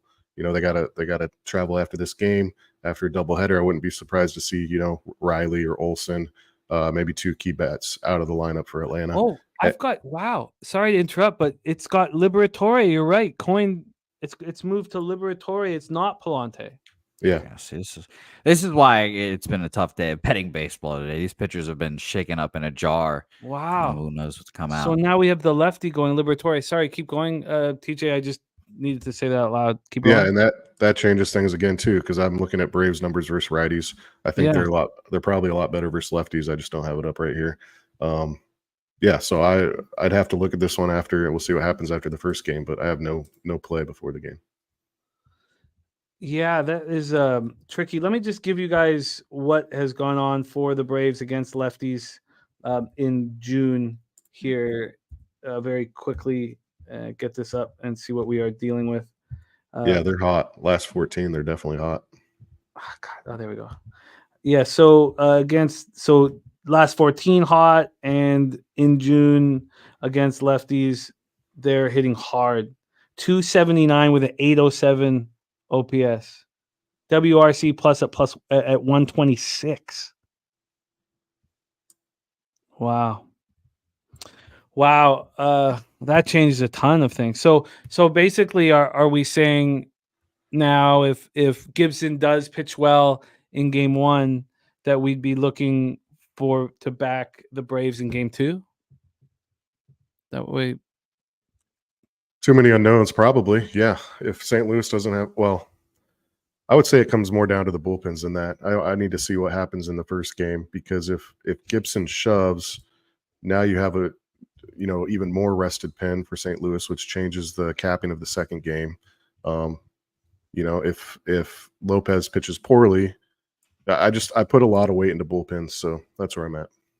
My dude, looking at the first 5 over here. We got Nut Flush Allen in the house. Kelly McKinnon says back in Atlanta, game 1, St. Louis, game 2. Okay, let's find some clarity here in our next spot on the board. Heard from Justin McKelvey. Yordan Alvarez, RBI at plus 105 for the Stacks play of the day. Stacks is in, and it is Yordan Alvarez at plus 105 for the Ribby. Stacks, stacks, stacks, stacks, stacks, stacks, stacks, stacks, stacks, stacks, stacks, stacks. We're at Minute Maid Park in this one for Feltner Arrighetti. As Hunter Brown has turned his whole season around, we're still waiting for Arrighetti to do the same. And Ryan Feltner at times has looked really good. And those times seem to be on the road rather than at home.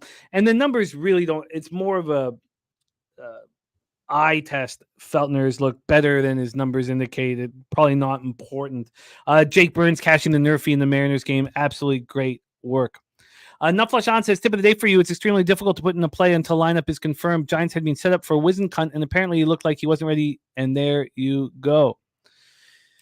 Rem most total 8.5, except Penny with their 8. So Feltner, Arrighetti here. Feltner is being overall troublesome. 12 home runs allowed over 80 and 2/3. Now his K to walk ratio is nice, but he's got a 6.02 ERA, 1.48 whip, and he just got lit up by the Dodgers. He's been better on the road than he's been at home. And then you have Arrighetti, who's been bad on the road. He's been bad at home. Coming off not being able to get through 5 innings against the White Sox, went 4 1/3, he allowed 3 earned runs. The Rockies versus righties, they're hitting them right now. 249, 702 OPS in June. And the Astros are just ripping the leather off the ball. 272, 788 OPS. It's the scariest 1-2-3 in baseball now with Mookie. Altuve, Bregman, Yordan Alvarez, you're in big, big trouble. The Astros bullpen has allowed 3 less runs over 9 innings than the Colorado Rockies bullpen. That's the worst league. That doesn't mean the Astros bullpen's been good. They have not been good in June. Joe Yurkovich says can't fade Houston right now. Let's get into the line history here and the cash flow and hear what TJ has to say about this spot. We have the Astros and Arrighetti at minus 181. Opened up at minus 189. They got down to minus 171 at 11:30 a.m. Just a huge move towards Rockies. Now we've had buyback, but still a move towards the Colorado Rockies and Feltner. Then from a total side of things here, we have Colorado, this total at 8, a minus 113 to the over. This opened up at 8.5, dropped down to 8, back up to 8.5, down to 8. And then back up to 8.5, down to 8. Now it is juiced to the over, but when I see something like that, I get so uncomfortable because I can't quite comprehend, who would be looking at these two guys and think, oh, the under is live. 94% of the tickets, and they're telling us 100% of the cash is on the Houston Astros. And then 92% of tickets, 89% cash on the over. TJ, take it away. Rockies, Astros.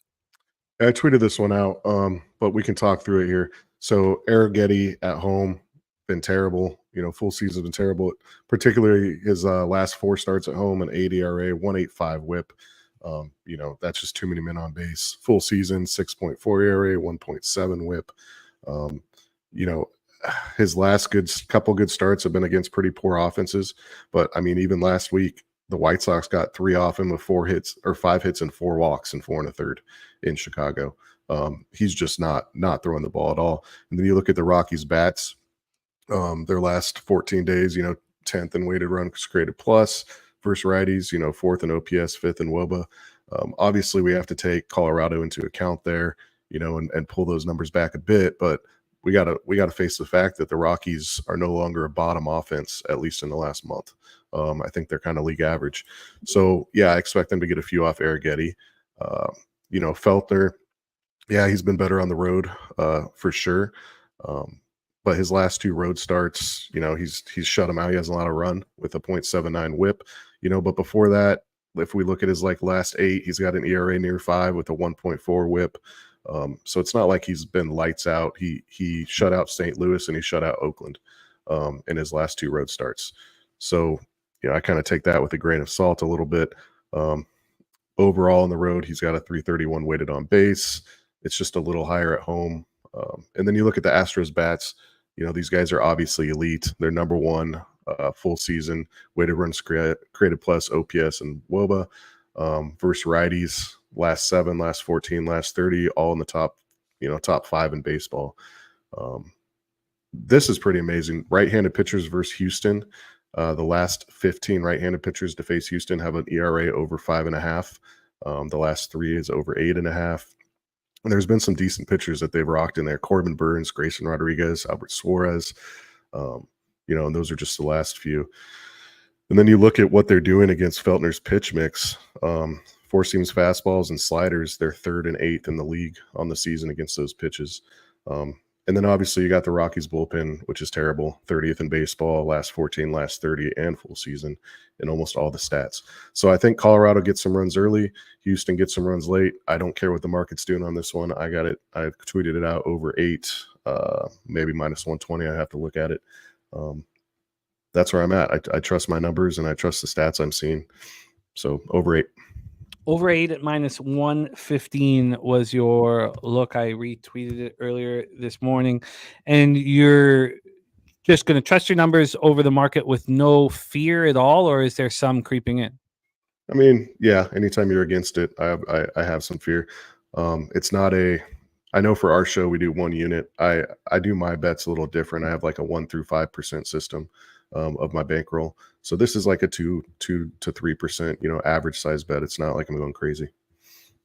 Well, you got some great company in the chat. A lot of the guys are on the over, but Troy and Mikey Money and Londo and DC Capper are not. Well, so you got Wilkerson, you got Joey Harb with you on the over, LJ from H-Town on that first 5 over in this one.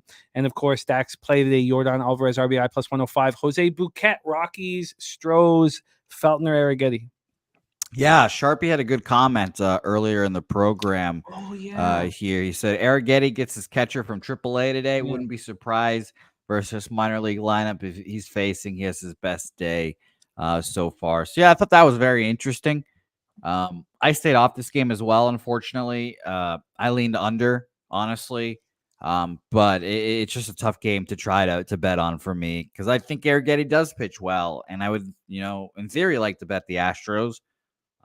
But yeah, no thanks here, and I still want to move on them here. But they're about to be 40-40, so congratulations to Dabby Cab. He did say they'd finish in first place as well. They're still 5.5 games back, but I'm still not going to bet on this team. I still don't believe in this team at all, honestly. If Does that 1 to 3 not scare the shit out of you? What do you mean 1 to 3? Oh, the hitting order? Yeah, I mean, but Bregman hasn't been that good this year.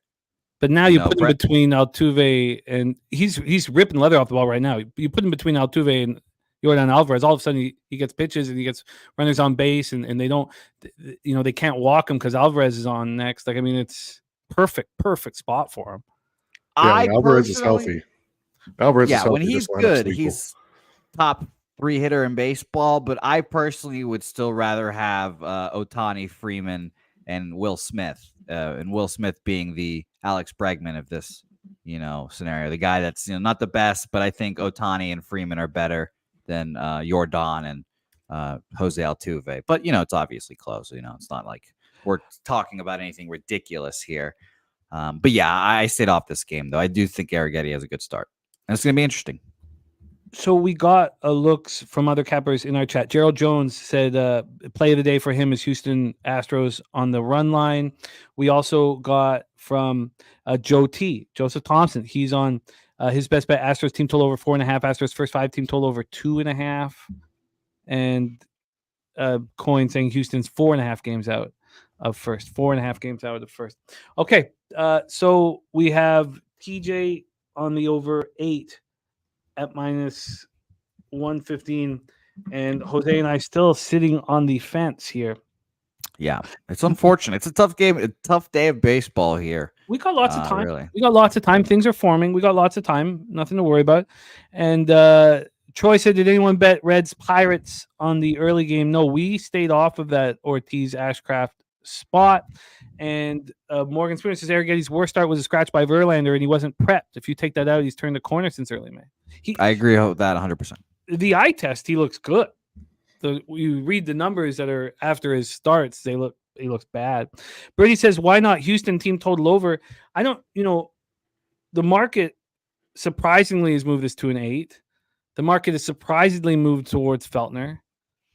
I don't know how, you can confidently take that Astros team total over, honestly.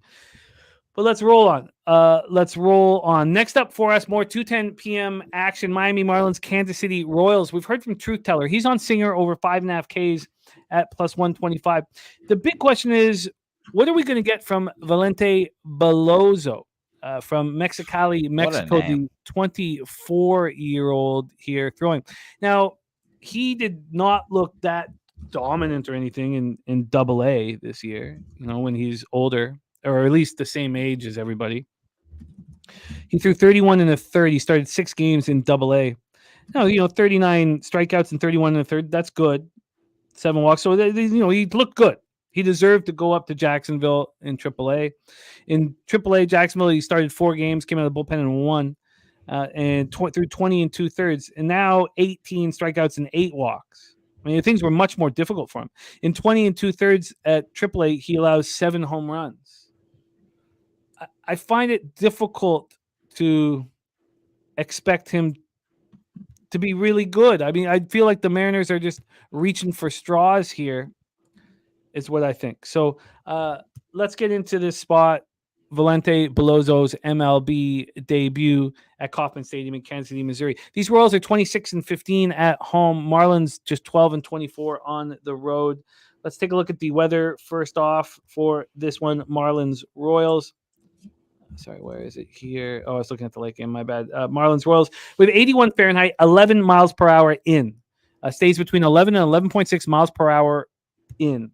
We get to the line history. We have the total. We'll start with the total is sitting here at 8.5 minus 118 to the over, while all the other books have a 9.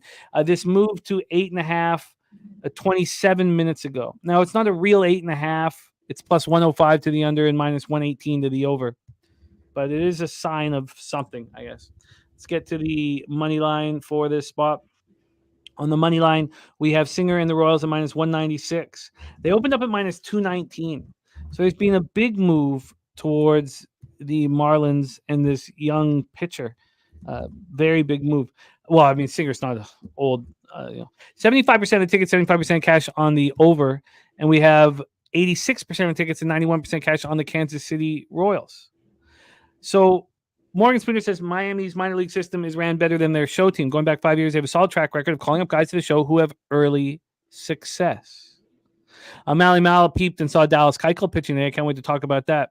And DC Capper on Kansas City on the run line. Kong's Clips on Kansas City team total over 4.5 says he gets touched. Ron Crawford says he was garbage here in Pensacola. Saw him 2 times in person. That is Valente Belozo. Brady Singer, on the other hand, has been excellent all season long. 3.29 ERA, 1.21 whip. His last start, he allows 1 earned run over 5 innings at Texas, but we know the Rangers aren't hitting and the roof, up for these late June games. He's been very strong at home all year. 50 Ks, 11 walks, over 47 and a third with a 208 opponent's batting average, 3.04 ERA. Marlins aren't hitting at all. 213, 585 OPS, first righty since June 1st. And the Royals are barely better. 213, 649 OPS, barely better. The Marlins bullpen's been really good, and the Royals bullpen's been better as well. Do we trust Valente Belozo enough to move on and under in this baseball game? Now, Jose, we're going to start with you here. If you could pull up the bullpen situation for these two teams, because it was a low-scoring, tight game yesterday with Lugo and Trinos. So take it away, Jose. Truth Teller on Singer over 5.5 Ks. Marlins, Kansas City Royals. Yeah, I was, warming up to that under as well, because, Belozo is not going to be a known commodity here. I don't think there's not going to be much film for these guys to look at, so I think that's going to be helpful for them. And by the way, Royals bullpen ready to go. Only Carlos Hernandez, Nick Anderson, and Will Smith threw yesterday. all through about 13 to 15 pitches.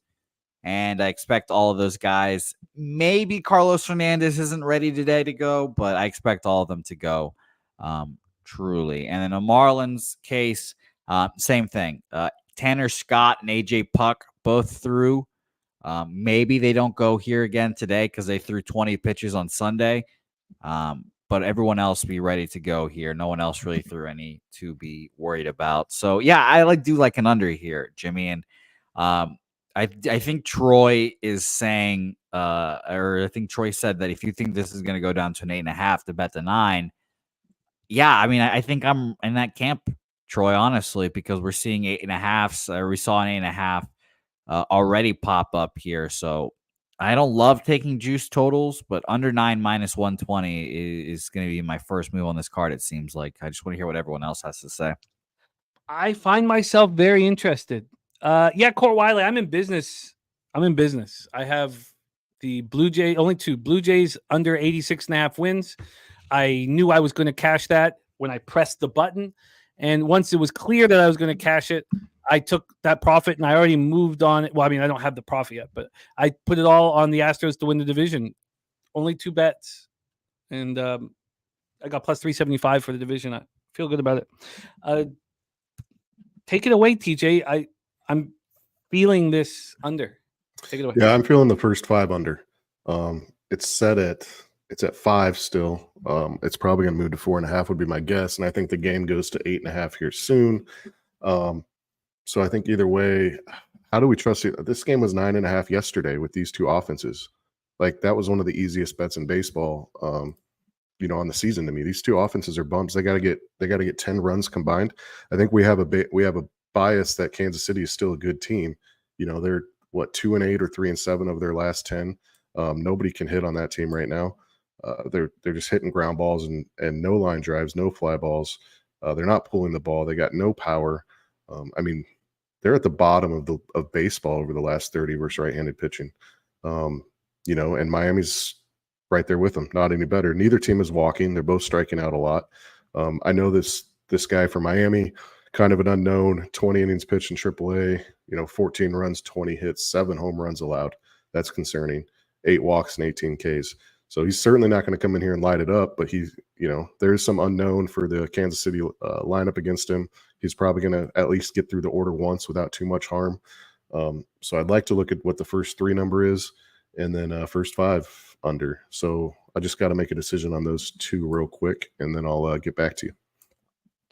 Yeah, Jose and TJ, you can touch on this after, but Jose, do you think that the question marks around Belozo are to the extent that the full game is a little bit more appealing because we know we could pull him out and get the bullpen in, even though the bullpen has been a little better. It's been quite a bit better in June than it was in May. Yeah, I don't want to double up I here. agree.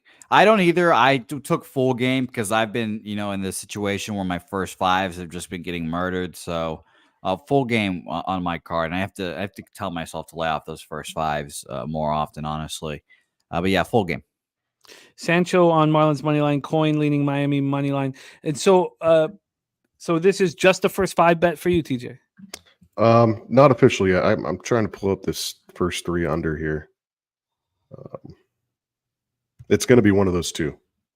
And by the way, I do leave Marlins here. If I'm thinking under and it's going to be a lower scoring game, then plus 186 is pretty worth a live dog here. That assuming it goes under, but I'm just sticking with that under 9 minus 120 for me.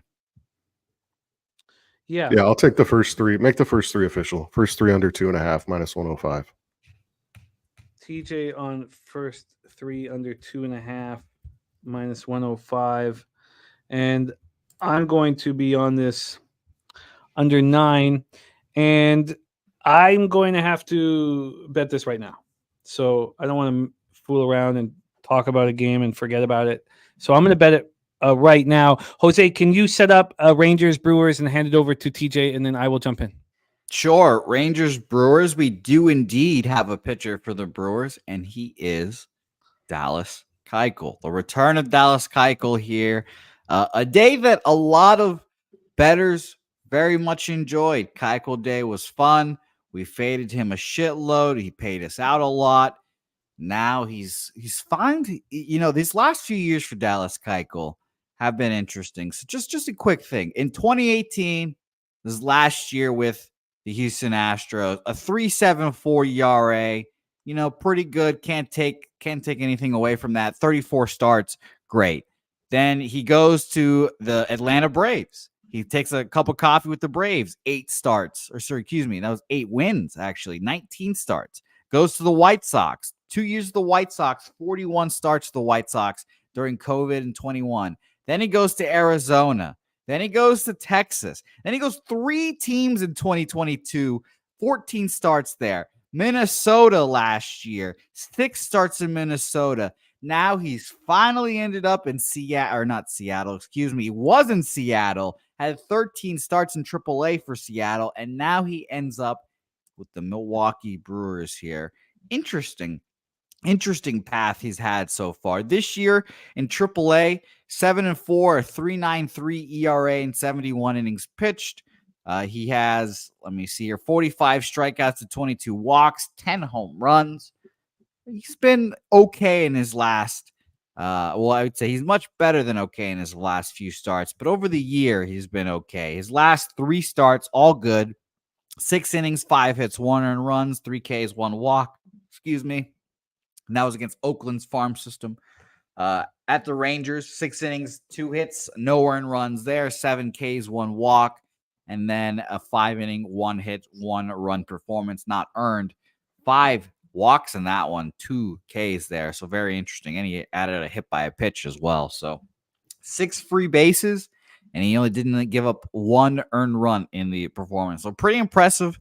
However, this is obviously all in Seattle's AAA affiliate. Now it comes to Milwaukee, faces a Rangers team that against righties we know is dog shit this month especially, but lefties this month, 10th, 115 weighted runs created plus. Not bad at all. We'll take that if I was the Texas Rangers. Full season against lefties, they are 90 weighted runs created plus. That is 24th in the league. So here's the thing. I kind of don't want to fade Dallas Keuchel in start 1. I'll watch and see how he does, see how he operates, because I expect it to be an okay start. But I did, in fact, want to bet the Rangers here. I was very close to betting them. Nathan Eovaldi, obviously one of my guys. I like him very much. Good. But let's go into the market here real quick before I pass to UTJ. So we have 10,000 tickets in, and shockingly enough, 72% of the bets and 84% of the money on the Milwaukee Brewers here. People believing in the hypothetical starter who is Dallas Keuchel. So very interesting. For the total in this game, we have 74% of the bets and 76% of the money on the over in this game. Market's a little difficult to read in this game. This line opened up at 1140 at minus 120, which is what I'm assuming is when Dallas Keuchel was named, and this dropped 10 cents to minus 112 here as well for the Texas Rangers. With all that money on them, very interesting. And for the total in this game, where are you, Brewers? There we are, a minus 110 for the 8.5, and it is still there now. Old TJ, what are your thoughts on this game? I was just looking at the lineups, and Seager's out. Thanks, Jake, for posting that. And I looked it up just to make sure. So that's kind of a knock on Texas. I don't understand who and how and why people are backing Keuchel. Kind of been a cash cow for all of us going against him the last few years. Making this start kind of out of nowhere. It's just very confusing. Eovaldi's been pretty bad on the road. Milwaukee's hitting righties. The market's very confusing. The first 5, Texas is minus 135 first 5, and then full game they're only minus 112, minus 108, somewhere around there. So, are they saying Keuchel gets beat up and then the bullpen comes in and shuts down Texas? That's kind of what the line's telling me based on the first 5 full game. But I just don't know. I'm kind of like you. I want to auto bet Texas, but it seems too easy. And then all this cash and tickets are on the other side. I'm just confused by it. I can't make sense of it, so I'm going to stay off. Agreed there. Go ahead. Who in their right mind would be betting the Brewers? And yet you're getting 3 of every 4 tickets coming in on them? Yeah, I was shocked. I thought everyone would be joining the fade Dallas Keuchel train. But I have a feeling that a lot of those tickets had to have come when their pitchers were not announced yet, or whoever they had before. Because, obviously Dallas Keuchel was semi-recently announced. So Yeah, that could be that's true why I because, said. yeah, who knows who knows when those tickets come in? Because I know this morning when I was looking at the board, there was no listed starter for Milwaukee, and the line was moving to Milwaukee. And that might just be fading Eovaldi on the road. Don't care who the pitcher is, expect a bullpen game, something like that. Since our guy Jose Bouquet put together our new graphic, and I'm very thankful that I was the one that found this ass, but Jose put it together beautifully. Ribeye Play Today is undefeated since Jose built our new graphic, and the Ribeye Play Today is Nathaniel. Oh, this is low. I keep getting the Lau and the low. This is low, right? The Lau is on the Rays. Is that right? Nate Lowe plus 19. Or is that right? Which one's Yeah, If Lau? your last name's spelled the same, it should be pronounced the same.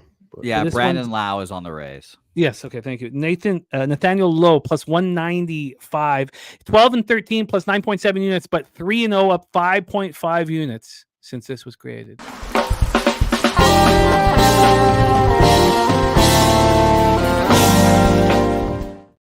Good God.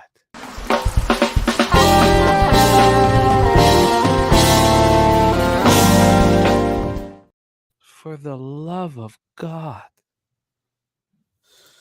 Yes, Milwaukee has a roof, a family field, and no AC. So you want to know when it's 110 degrees because the pitchers fall apart. They fall apart. It's not. It's 82 degrees, so it's not too bad here.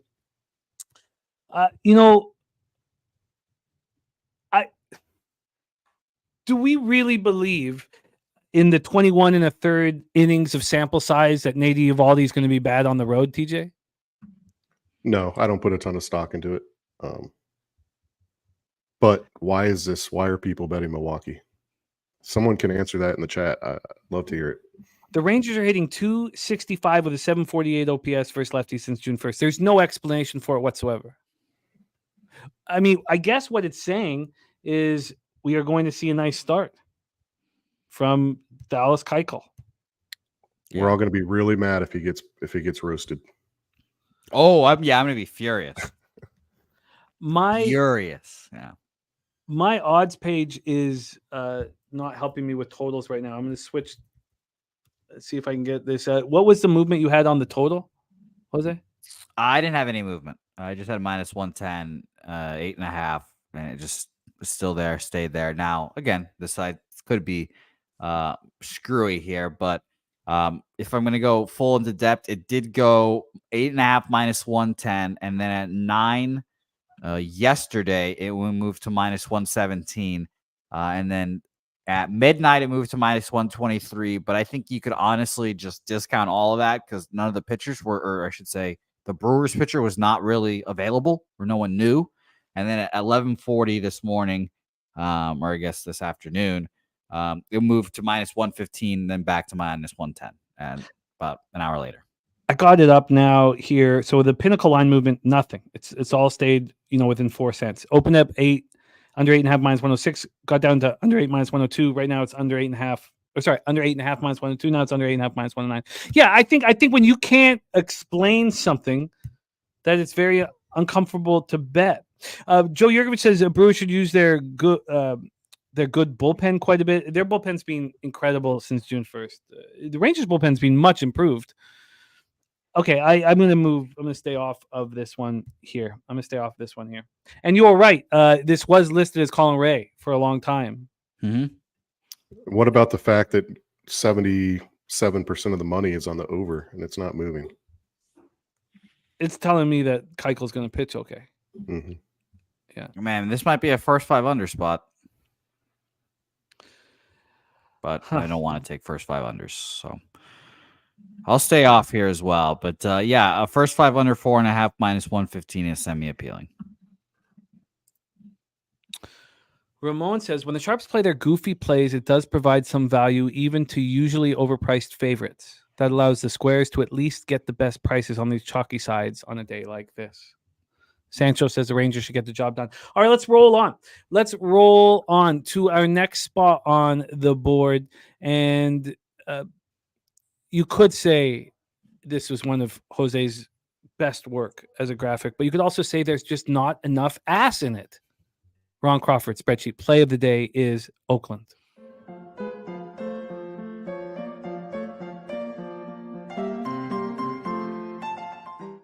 Where's the ass? I've heard those arguments. Maybe we should cut the pants out of Ron's ass. Who knows?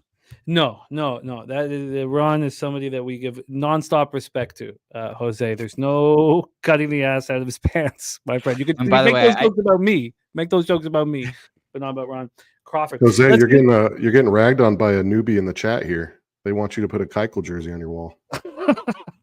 Man, I might have to. He's a crafty lefty. I see a lot of myself in him. I kind of look like him too. It would take away from the crack house decor of your background. I've got him. I've got this command strips. Though these things will come up here soon. I find it very difficult to believe. I think it just needs a little blood. Oakland Athletics 29-53, 11-30 on the road. LA Angels 32-46, 14-25 at home. Angel Stadium in Anaheim, California. Wine time, Angels money line minus 125 says it took them the last 2 games. Now keep backing them the next 7. Lightest part of their schedule. These young kids are having fun and learning how to win close games. Wine time says Oakland was a team you can bet based off the market the first 40 games. You made cash off them the first 40, but the last 40 they have not been profitable to back in these spots. Now we have a bullpen day from a weak bullpen. Roansy Contreras going to get it started, so I'd be interested to hear from Jose how long he thinks Roansy Contreras is going to go. I mean, we've got to be, an inning and a half, an inning or 2? Going up against... Is he not stretched out? Is that the reason why you think so? Yeah, that's the reason why I think so, but I would like someone to back that up instead of me just saying it out loud. I like Joey Estes. I think he's good. I think he's a good pitcher. Now, I don't want to get into the splits just because he's only throwing 40 2/3. We shouldn't get too caught up in them. He's allowed 7 home runs over 40 2/3, but that was early. His last start, a 6-5 win at home over the Twins, where he's been much better at home. Again, how much should maybe TJ can touch on how much we should put into these splits. But at home, he looked great against the Twins. 6 innings, 2 earned runs, 1 homer, 1 K, 1 walk. The A's are hitting 208, 604 OPS versus righties since June 1st. The Angels hitting 223, 666. And the A's bullpen's being quite a bit better. 1-0 Tampa Bay, says Nate Dogg and Kelly McInnes. And Nerfy for Joey Yurkovich. So let's take a look at the weather, because I liked the Pig Milk play of the day. And I told you guys that before I knew it was a Pig Milk play of the day, I had it queued up the first 500. And I couldn't bet it because I just have this bias, this vividness bias of when the weather's like this, the runs come. 80 Fahrenheit, 9 miles per hour. It's hotter than usual in LA. This game's starting earlier than usual in LA. It's just makes me uncomfortable. Or you got to bet overs. Let's go into the money line for this one. We have the Angels sitting right now at minus 122. They open up at minus 114, 8 cents of movement towards them. And on the total, we have these Angels, this total at 9. It is minus 1. So right now it's minus 112 to the over. But this opened up at 9 and went to 8.5. That took an hour and 15 minutes. So the early, which we perceive sharper action, moved it to the under. Then this gets up to 9.5 and 9:49 and comes back. I hate that U-shaped movement. I hate trusting it. I find that it just never makes me comfortable. When we get to the cash flow in this one, we have 90% of tickets, 92% cash on the over, and it's not moving quickly in that direction. You have 17% of tickets and 30% of cash on the Oakland A's. So here we go. Spreadsheet play of the day is on Oakland. Jose, why don't you get started with this one, A's, Angels? Shout out to Wine Time, who said Rowancy is going to go 60 pitches. Ron Hopefully. Washington said so. So hopefully 3 innings for them, because that's the most he's gone this year. So we'll see how that goes. But yeah, this was a stay off for me, unfortunately. I took it in the mouth that under. It was a little annoying. Joey Estes is okay. I think I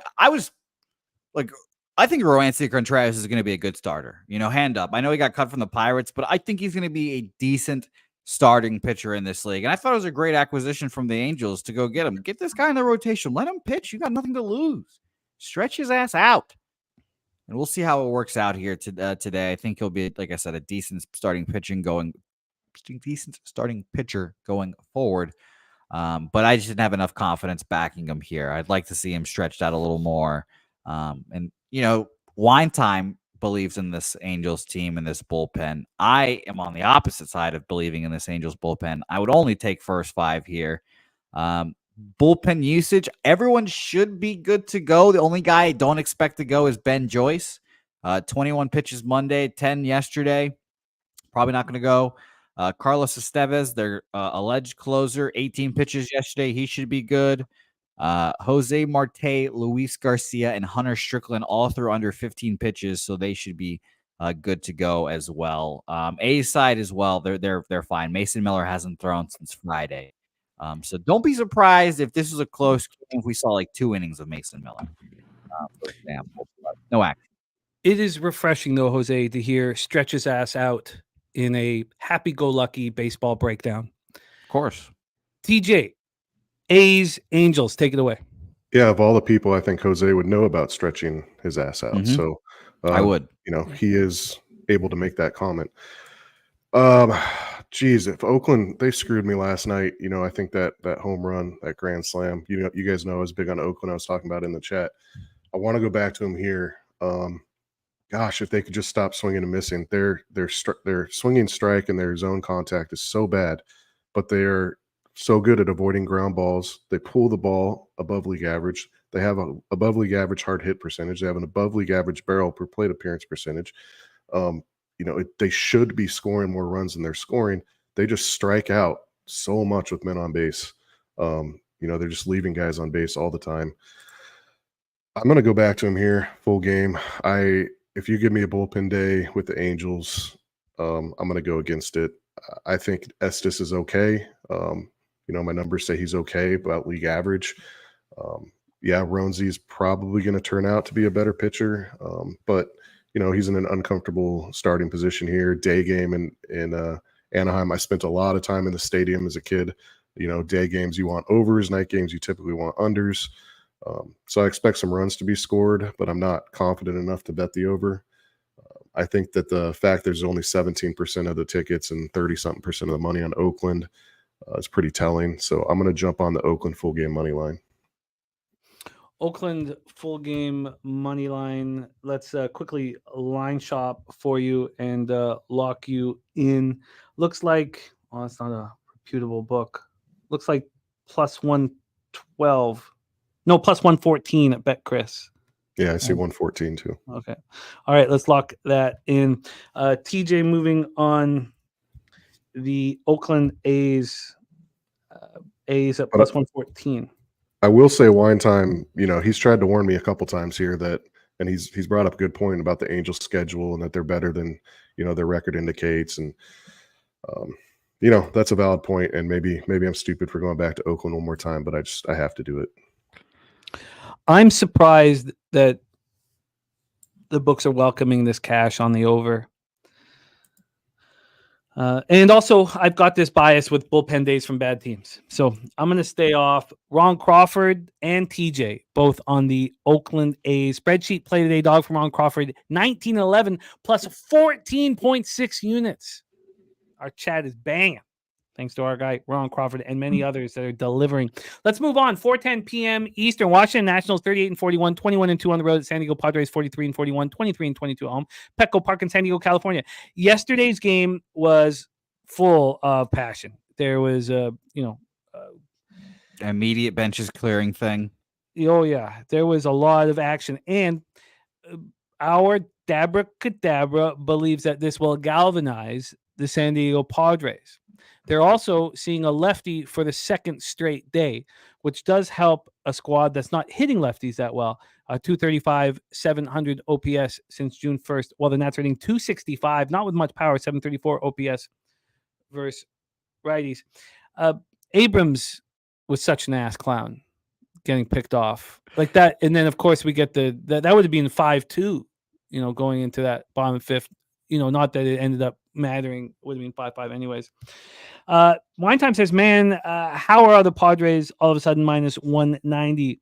The books know they're going to smash today.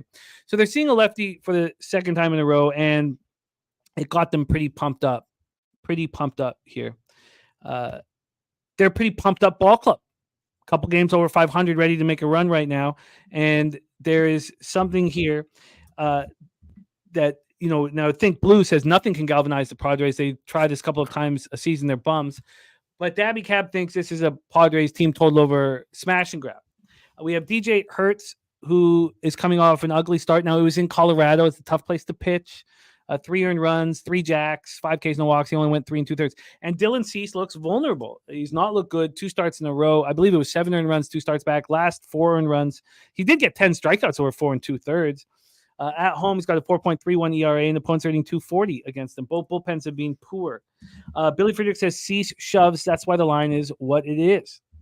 And Wine Time Sports says Jesse Winker was doing all that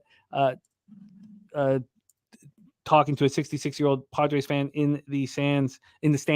And Robert Franklin with a small bet on the Nats money line. Let's get into the situation here. Weather-wise, 74 Fahrenheit, 8.7 miles per hour left to right.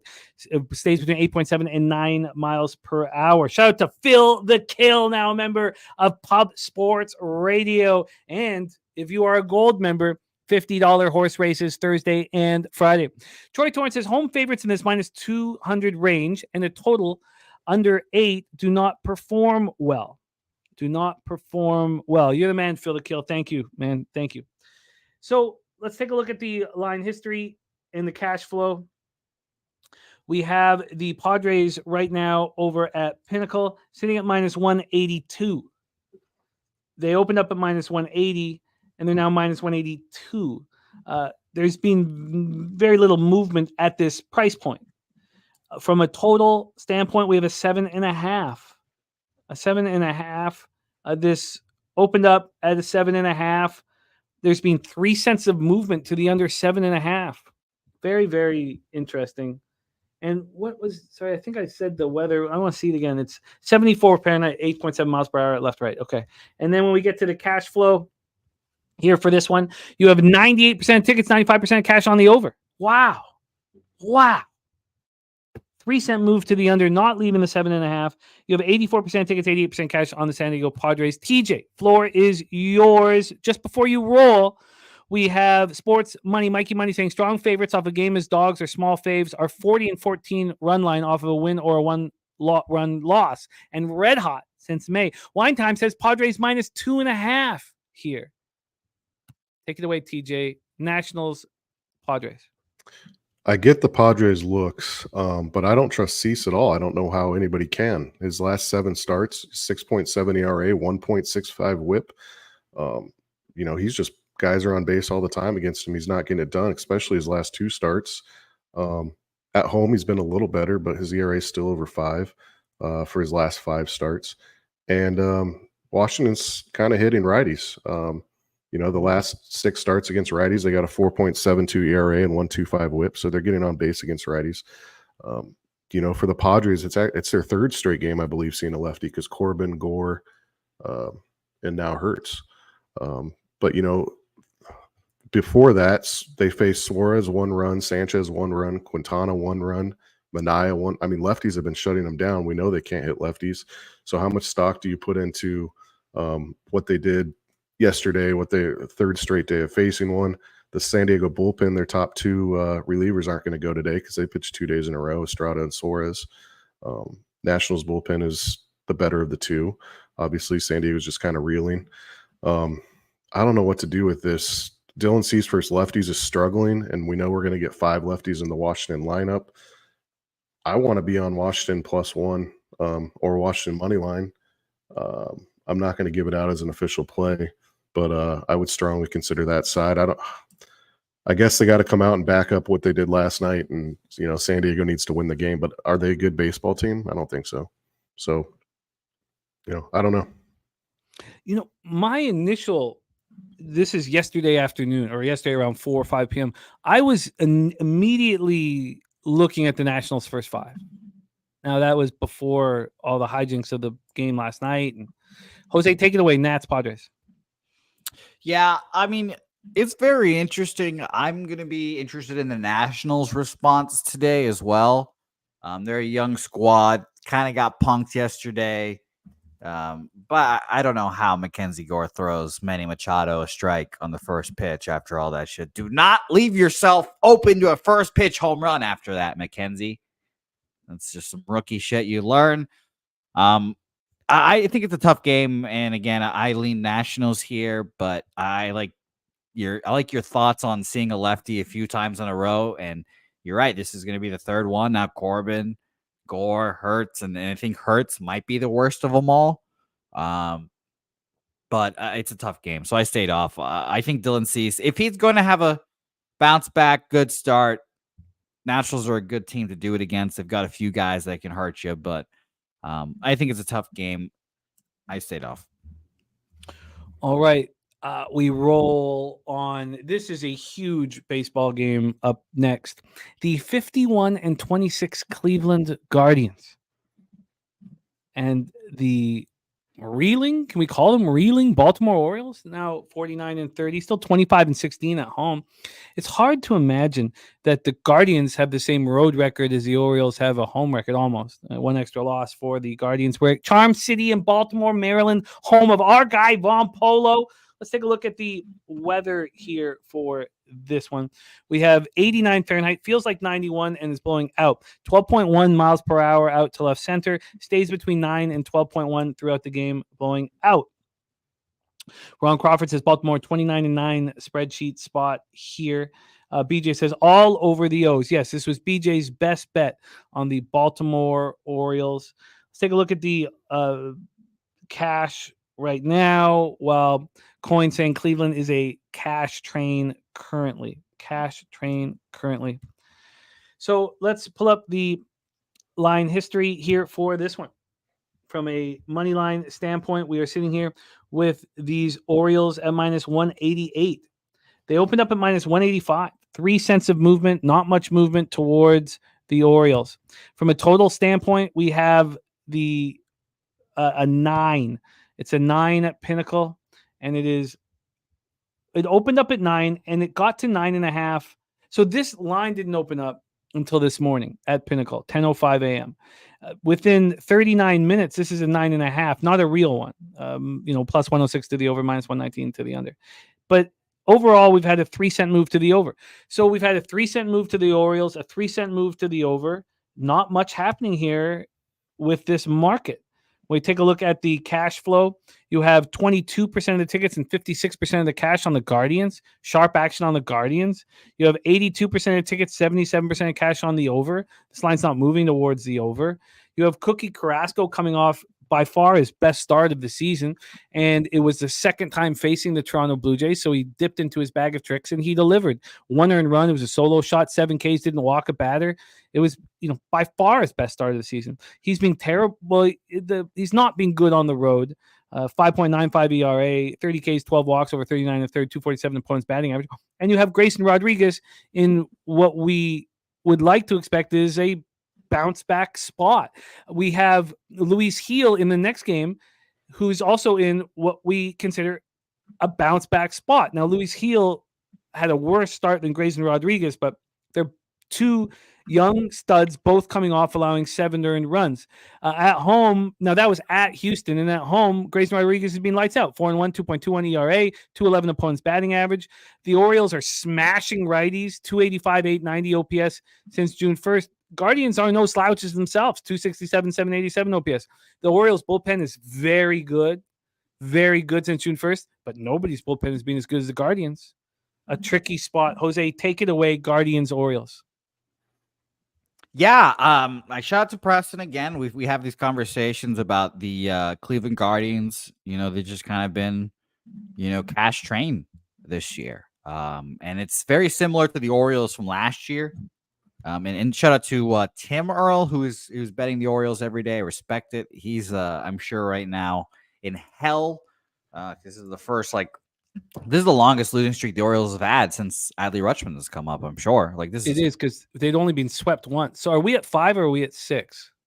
Let me tell you right now because I refreshed my standings. We are at 5-game losing streak, 4-6 last 10 for the Baltimore Orioles here. Yeah, I just honestly, I want to bet the Guardians here. I stayed off the Mets yesterday, and BJ was on the Yankees, and all you guys were on the Yankees, and I stayed off the Mets, and I was pretty happy about it. I would have been stressing even though I would have won, so I wasn't too mad about it, and I think I'll probably just stay off here again today.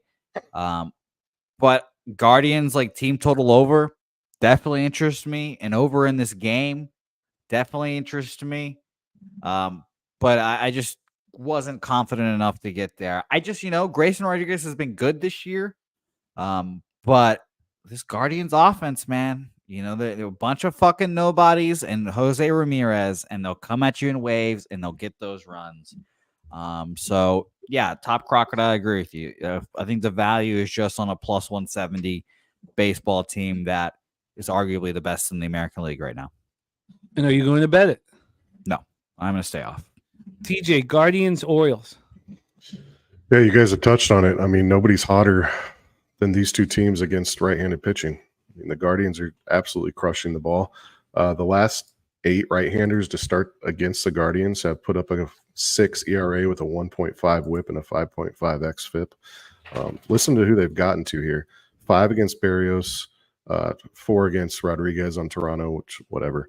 Castillo 5, Wu 3, Berrios 4, Gausman 3. I mean, they're hitting righties, and they continue to do it. They've done it for most of the season. Against Rodriguez's pitch mix, 4-seam fastball, they're second in the league. With weighted runs created plus on that pitch mix. Then you go over to Baltimore, they're starting to fall back a little bit, especially batting at home. They're down to 18th in weighted runs created plus over the last 14 games. Not a huge sample size though. They've obviously been destroying righties. They're hitting for a ton of power. They're crushing right-handers that have started against them. The last 2 though, Bibe and Blanco, held them to 1 run over 6 innings and 7 innings respectively. And then Carrasco's off a good start. He's got a really good whip. His ERA is up there, but I think that could come down just a little bit. And his game was one of those bounce back games against Toronto where he kind of got lit up, and then the next game pitched well. Other than that, it's looking at his starts just aren't that impressive. He's good against bad teams, but what he does against good teams is a problem. And then Cleveland's bullpen is gassed. I mean, if you look at their bullpen, and Clase and Gaddis can probably go, but they pitched 3 out of the last 4 days. Cade Smith's 3 out of the last 4 days. Barlow's on back-to-backs. So I don't think we can count on their pen late in the game. I'm just going to trust their offense, and I'm going to trust, one team on the way up and one team on the way down of late. And I think this is a really good number. Cleveland first 5 plus a half, plus 127. Wow. So you're getting plus money for a tie game or better. A hotter team, in my opinion, and I like to ride those in baseball. So that's what I'm going with. That's a nice number. TJ on the Guardians, first 5 plus a half at plus 127. Oh, wow. Wildly interesting. Let's move on. Is there rain in this forecast? Yes. The temperature drops 16 degrees from 4 p.m. to 7 p.m. In that drop in temperature, there is a thunderstorm that's going to come in, and the full rain doesn't come in till around midnight. So there is a thunderstorm at some point in this game, and Von Polo talking about it as well. 1-0 Phillies here, and Kelly McInnes, by the way, says, I believe Baltimore comes out of it here. Cookie serves it up today. Baltimore run line for Kelly McInnes. And first 5 plus a half for our guy, TJ. For those of you joining us late, he's cashed 20 of his last 25 bets here on our show. We move on. 7:10 p.m. Eastern, New York Yankees at New York Mets. I couldn't believe this over wasn't getting hammered. And I also was shocked that the first 5 was dropping while the full game was climbing, which made me think, well, if the first 5's dropping while the full game's climbing, why wouldn't I just bet this live? I mean, who cares what my record is? This is about making money. So if they're saying that's going to be a low-scoring first 5 and I want the over, then why don't I just wait and bet it? So that's what I went through. Over. This was the first one that jumped out at me too, and you guys know that I prefer to put a line through the spots that jump out at me. Our guy Mikey Money, your grandma is wearing your sister's panties again. Play of the day. I guess we are perfectly set up for this, Jose. I guess we're perfectly set up for this. I think we already have the material to build this graphic for our guy Mikey Money. But your grandma's wearing your sister's panties again. Play of the day is Cleveland and the over 8 at plus 120. And I still not sure where you found this goddess, Jose, but excellent work. Excellent. She looks like she's seen some shit. And she's about to see some more. I love her. TJ, I know you're interested. Oh, this is the one that does it for me there, that last one. Oh, how much? I might have seen her at Mardi Gras once. How much MDMA is she on? Oh, not enough, obviously. You could probably suck on her breast and get some MDMA that way. Wow. Oh, wow. If I ever see her, I'll let you know. Yep. I will let you know. All right. Yankees, Mets, Subway Series at Citi Field in Queens, New York. Let's get into the weather here to get us started. 83 Fahrenheit, 11.5 miles per hour to left field. It drops for a little bit and then comes right back up. Now, this is less than it was yesterday. Yesterday, they were saying it was 14 to 15 miles per hour. I'm going to refresh it again, see if it starts at 11.4, dies down to 10.5 miles per hour. Let's get into the line history here for this one. We will start with the money line. The money line here for the Subway Series has Luis Gil and the New York Yankees at minus 125. They opened up at minus 135. So we have an 8-cent move towards the New York Mets. I wasn't sure what to make of Luis Gil becoming overnight, the best pitcher in the league. I couldn't figure it out. It didn't make any sense. We had a game earlier in the season where the Blue Jays broadcasters were saying how Luis Gil doesn't belong in the rotation. He's not good enough to be in the rotation. And they have apologized since then, said, it was a wrong take. He's, when the next time Luis Gil faced us, he was like, look, it was a poor take. This total is sitting at 8.5 at a pick'em. So we're sitting here with no movement on it. And this got up to minus 120. Now, this got up to a 9 at 1 a.m. 9 now is plus 104 to the over, but it was an over 8 at minus 1, over 8.5 minus 120 at 365 and at Pinnacle. And then this went down to an 8 today. I mean, it's just so how do you quantify that? I guess you say, oh, well, Luis Gil is going to have a bounce back start. He is that good. Last start, he gets through 4 outs, allows 7 earned runs in a 17-5 loss home versus the Orioles. The Mets are smashing righties.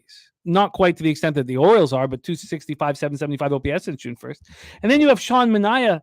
God, I don't trust this guy at all, but he's been pretty good this year. He's been pretty good. He's been better on the road than he's been at home, but he's been pretty good at here. And when has Sean Manaea in the last 5 years been able to get more than a strikeout an inning?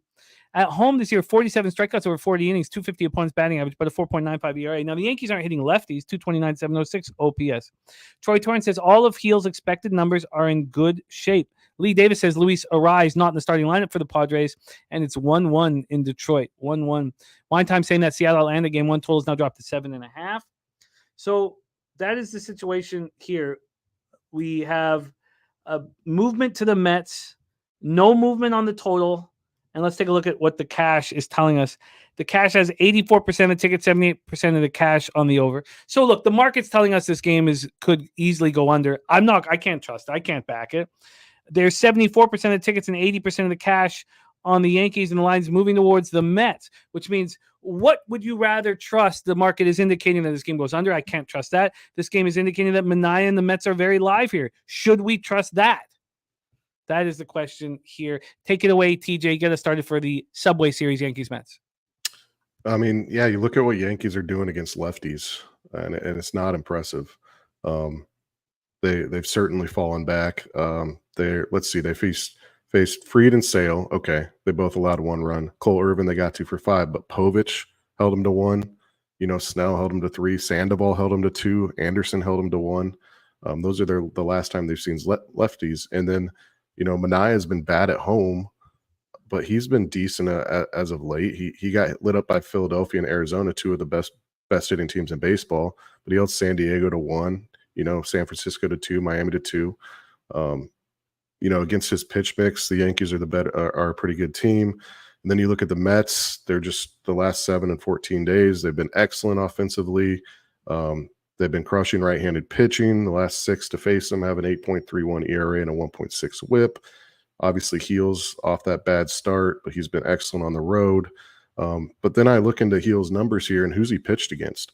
So I have this tool that kind of groups everybody at the time they're hitting. So when he faces top 10 lineups versus right-handed pitching at the time that game goes off, he's got a 4.8 ERA and a 1.4 whip with a 4.6 xFIP. So not impressive, well in the bottom half of baseball. When he faces a bottom 10 lineup, he's outstanding. He's the 4th rated pitcher in baseball against bottom 10 lineups. So that I don't know what to gain from all that other than that the Mets are hitting right now. I want the Mets over in some way. I want the Mets first 5 or full game in some way. But I'm excited to watch this one. I don't think I'm going to move on it, but if I was, those are my leans. I think I got to bet the New York Mets here. I think, diving into all of this, the Yankees bullpen's been a problem. So we have a bullpen advantage. We have Mets versus righties versus Yankees versus lefties. We have an offensive advantage. The problem is Sean Manaea. Jose, take it away. Him to get through 5. I don't know. Yeah. No, I hear it. And then I think with the bullpen advantage that I have to go full game. Take it away, Jose. Mets, Yankees. Yeah, I was leaning Mets yesterday. I didn't take it. I lean Mets here again today, honestly.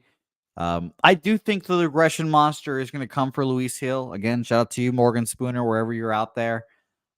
He pitched so well, and he had like a sub-2 for so long. I just think that, reality is going to smack him in the face a little bit and show that you're not the best pitcher in the American League.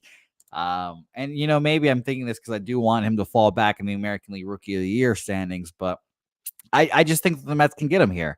And you mentioned the Yankees are not that good against lefties. I'm just a little, trepidatious, so I've had to stay off here. I just don't end up trusting the Mets offense at the end of the day. And maybe it should because, the Grimace Mets, they've just been good. They've just been solid all year. This whole month, they're first against lefties, 175 weighted runs created plus. If you shorten that sample size down to just from the 16th to today, you'll get a very interesting thing. It's only 63 plate appearances for the Mets. Sure, that's not that many, but 153 weighted runs created plus still hitting the ball well. But I just couldn't get there. And by the way, it's giving Mets against righties, or giving Mets against lefties. It should be giving Mets against righties. So 133 weighted runs created plus for this full month. And for that shorter sample size, from the 16th to the 26th, 178 weighted runs created plus against righties, best in the league, 262 plate appearances. So sorry for that mix-up righty-lefty there. But, yeah, I have to go grab a charger real quick for my computer, and I'm going to do that. But as I'm doing that, I'm going to think over betting the Mets here. But, again, as Troy Torrance says, these home dogs are scary. So back and forth on this game, but I'll be right back and then continue thinking of that. I think I move on them. I think this is the hotter team. I think the market's indicating that they're very live. Von Polo says Heel got crushed at home last time. I don't see why it would be any different. I think that start got into his head. It's possible that it got into his head. Shout out to Nate Dogg for cashing Pepe over 6.5 Ks. And yeah, Troy Torn saying you really think that the Sharp Trap's going to lose 3 straight. Andrew G saying most wins in June for the Mets. I'm going to move on them. I think this is a... And Joe Yurkovich saying I think this game means more for the Mets. I think all of that is true. I would like to hear what decision you make in the end, TJ, whether it's a first 5 or a full game. But I'm going full game. I just bet it.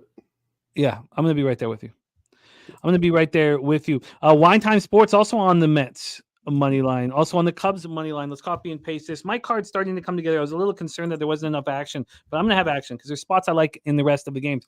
We need Jose to come back here quickly because this is a fascinating game up next. Let me get over to... Oh, he's going to... Perfect. Thank you. 7:10 p.m. Eastern, Toronto Blue Jays 36-43, 18-24 on the road. At the Boston Red Sox 43-37, 19-21 at home. We're at Fenway Park in Boston. Let's get into the weather in Boston together. Started 88 Fahrenheit, feels like 91, 8.7 miles per hour out to right field. Then it starts moving a little bit to left, a little bit to the monster, but it's always stays between 7.1 and 8.7 miles per hour, and it is blowing out. Let's get into the line history here for this one. On the money line, we have the Red Sox at minus 147. They opened up at minus 145, 2 cents of movement towards the Boston Red Sox. And then when we get to the total, we have it's sitting right now at a 10. So a lot of volatility in this one. This opened up at 9 at 7:27 p.m. last night. Within 2 minutes, it was a 9.5. And then by 9:48 this morning, we got to a 10. It didn't last at 10 for too long. It came back to 9.5, but it's come back to 10 in the last hour or so. So we have a move to the over and just a 2-cent move to the Red Sox. When we get to the cash flow here, you have 92% of tickets, 94% of cash on the over, and you have 85% of tickets and 94% of cash on the Boston Red Sox. So it's a fascinating situation. Yariel Rodriguez looked horrific. The Guardians are a tough team to throw against. He hadn't pitched in a couple months, but I've lost confidence in him. 4 runs they got 4 outs. 5 runs, 4 of which weren't.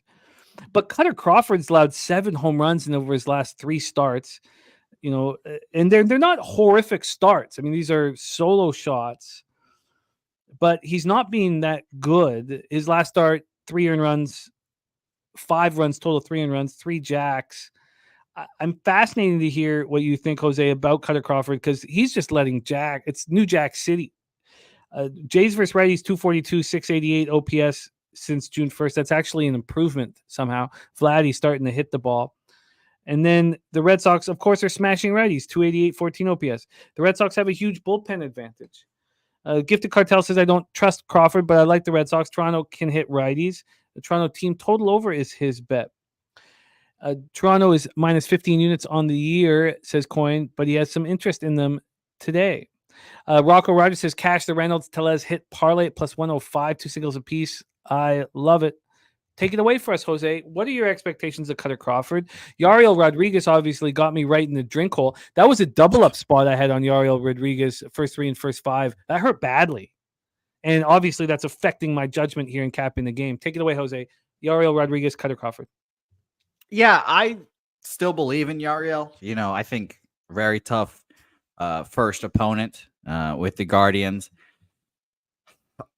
I honestly lean under here. I really do.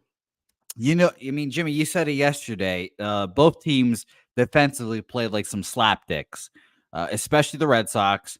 And Alex Cora and the coaching staff last year, that was a huge focus coming into the season. Defense, because they were literally the worst defensive team in baseball, and it wasn't even close.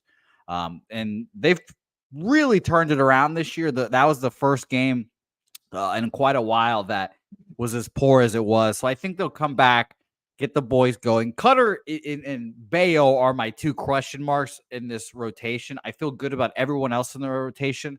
But Cutter has been, I mean, like you said, he's not been bad, but he's not been good either. You know, 5 runs, 3 of them earned against Cincinnati, 3 home runs. 2 home runs in his last start. Before that, 2 home runs in his one before that as well. So it's definitely worrisome. But I think Yariel pitches well here. I really do. Not much tape on the guy, but I think he does pretty well.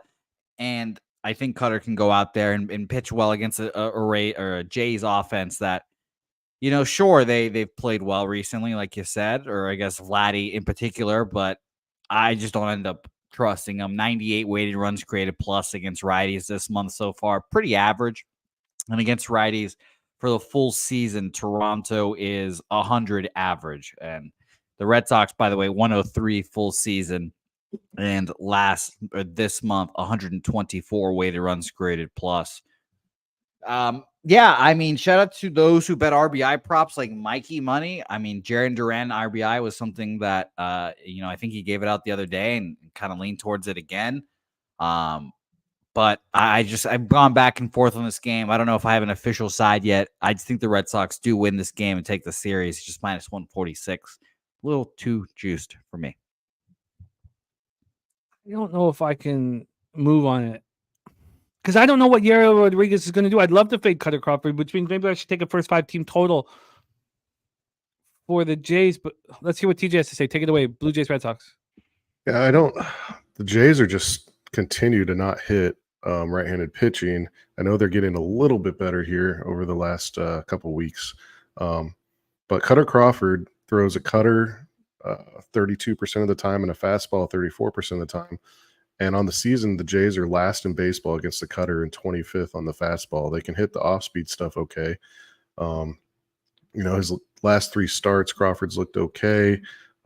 It is kind of concerning. He's a reverse splits pitcher, and the Blue Jays have 7 righties most likely going tonight.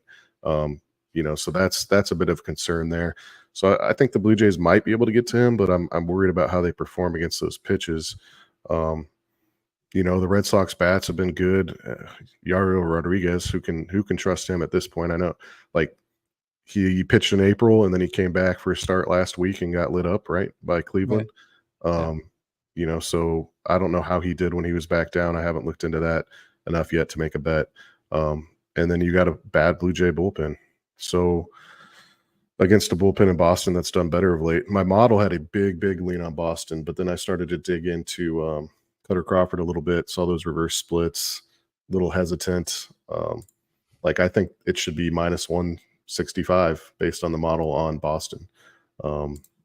So when I get that, I'm way off by that much, I must be missing something. And so that has me off. I would lean over,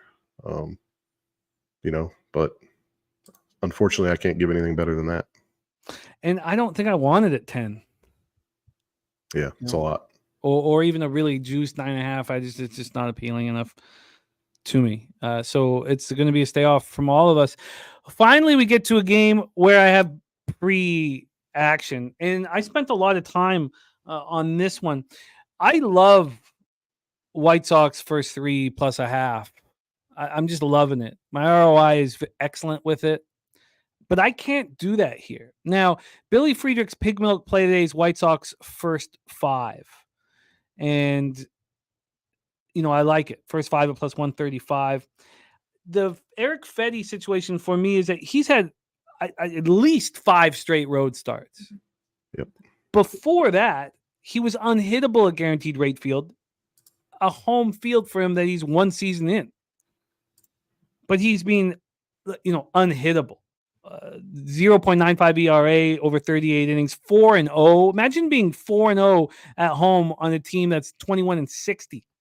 194 opponents batting average, 36 Ks and 7 walks. I've gone against this Dodgers lineup first 3 quite a bit. It's not been very successful. And I fear their lineup to the extent where I think Fetty can, if Fetty gets through the first 5 and allows 2 runs, well, then I would like to cash the under. I don't want to lose the first 3 plus a half or the first 5 plus a half, because Gavin Stone has been excellent this year. 8-2, 3.04 ERA. He doesn't, he doesn't have the K to walk ratio that's going to wow you, but only allowed 6 jacks over 80 innings. He's a real quality pitcher. The coin saying Central Arkansas is finest. Also, got him throwing 6'1". I mean, he's not a big dude, but he's throwing like one. He just cleared the Colorado thin air hurdle. He's been excellent on the road, 5-1 with a 2.91 ERA, 219 opponent's batting average. The White Sox, their lineup is starting to come together. Their first 3 or 4 in the lineup are starting to hit. Jimenez and Robert Jr. look better. Benintendi had a jack last night and no doubter. The lineup looks a little bit better. Now, the Dodgers lineup has taken a bit of a step back without Mookie there, but, that was expected. And the White Sox bullpen looks even a little bit better. 5.52 ERA since June 1st. Dodgers bullpen's been excellent. So let's take a look at so I moved on the first 5 under 4.5. I moved on that last night. Again, it was the Mets-Yankees over that I thought was the most appealing spot on the board, but the market got me off of it. I got the first 5 under 4.5 at -113, and that was 2 cents better than what the Bet365 was hanging. They were hanging a -115. Why don't we just take a look and see what's being dangled right now in this one? Dodgers, White Sox. This first 5 is under 4 now. Okay, so it's under 4. I like that. It's -120 to the over, plus 100 to the under. So that's at 365. So, I beat that line move, even though that doesn't necessarily equate to cash flow. This money line right now for the White Sox is plus 160. They opened up at plus 164, being a move towards the White Sox. And then on where's the goddamn money line? Sorry, that is where is it? Here we go. On the total, we're sitting here with an 8.5. It's -116 to the under. Now it's moved to 8. It moved to 8 4 minutes ago, but it had been at 8 until it jumped back up to 8.5 at 12:30. So we do have a move to the under and a slight move to the White Sox. When we get to the cash flow, we have 88% of tickets and 98% cash on the Dodgers. You have 84% tickets and 84% cash on the over. Honestly, like the reason why I went with the first 5 under 4.5 and not the White Sox early is because I do not want to lose money if Fetty delivers for me, but Gavin Stone shuts down the White Sox. I do not want it 1-0 after 3 innings and I lose that bet, even though the capping was right. I don't want it if it's a 2-1 after 5, the capping was right and I lose that bet. I didn't want that. So I just took that first 5 under 4.5. TJ, get us started here. Dodgers at White Sox. Yeah, I also bet the first 5 under 4.5 this morning.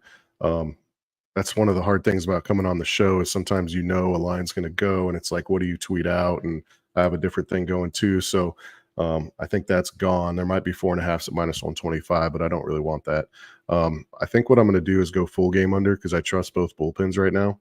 I think both starters go pretty deep, so we're only going to get 2 or 3 innings of work from the bullpen.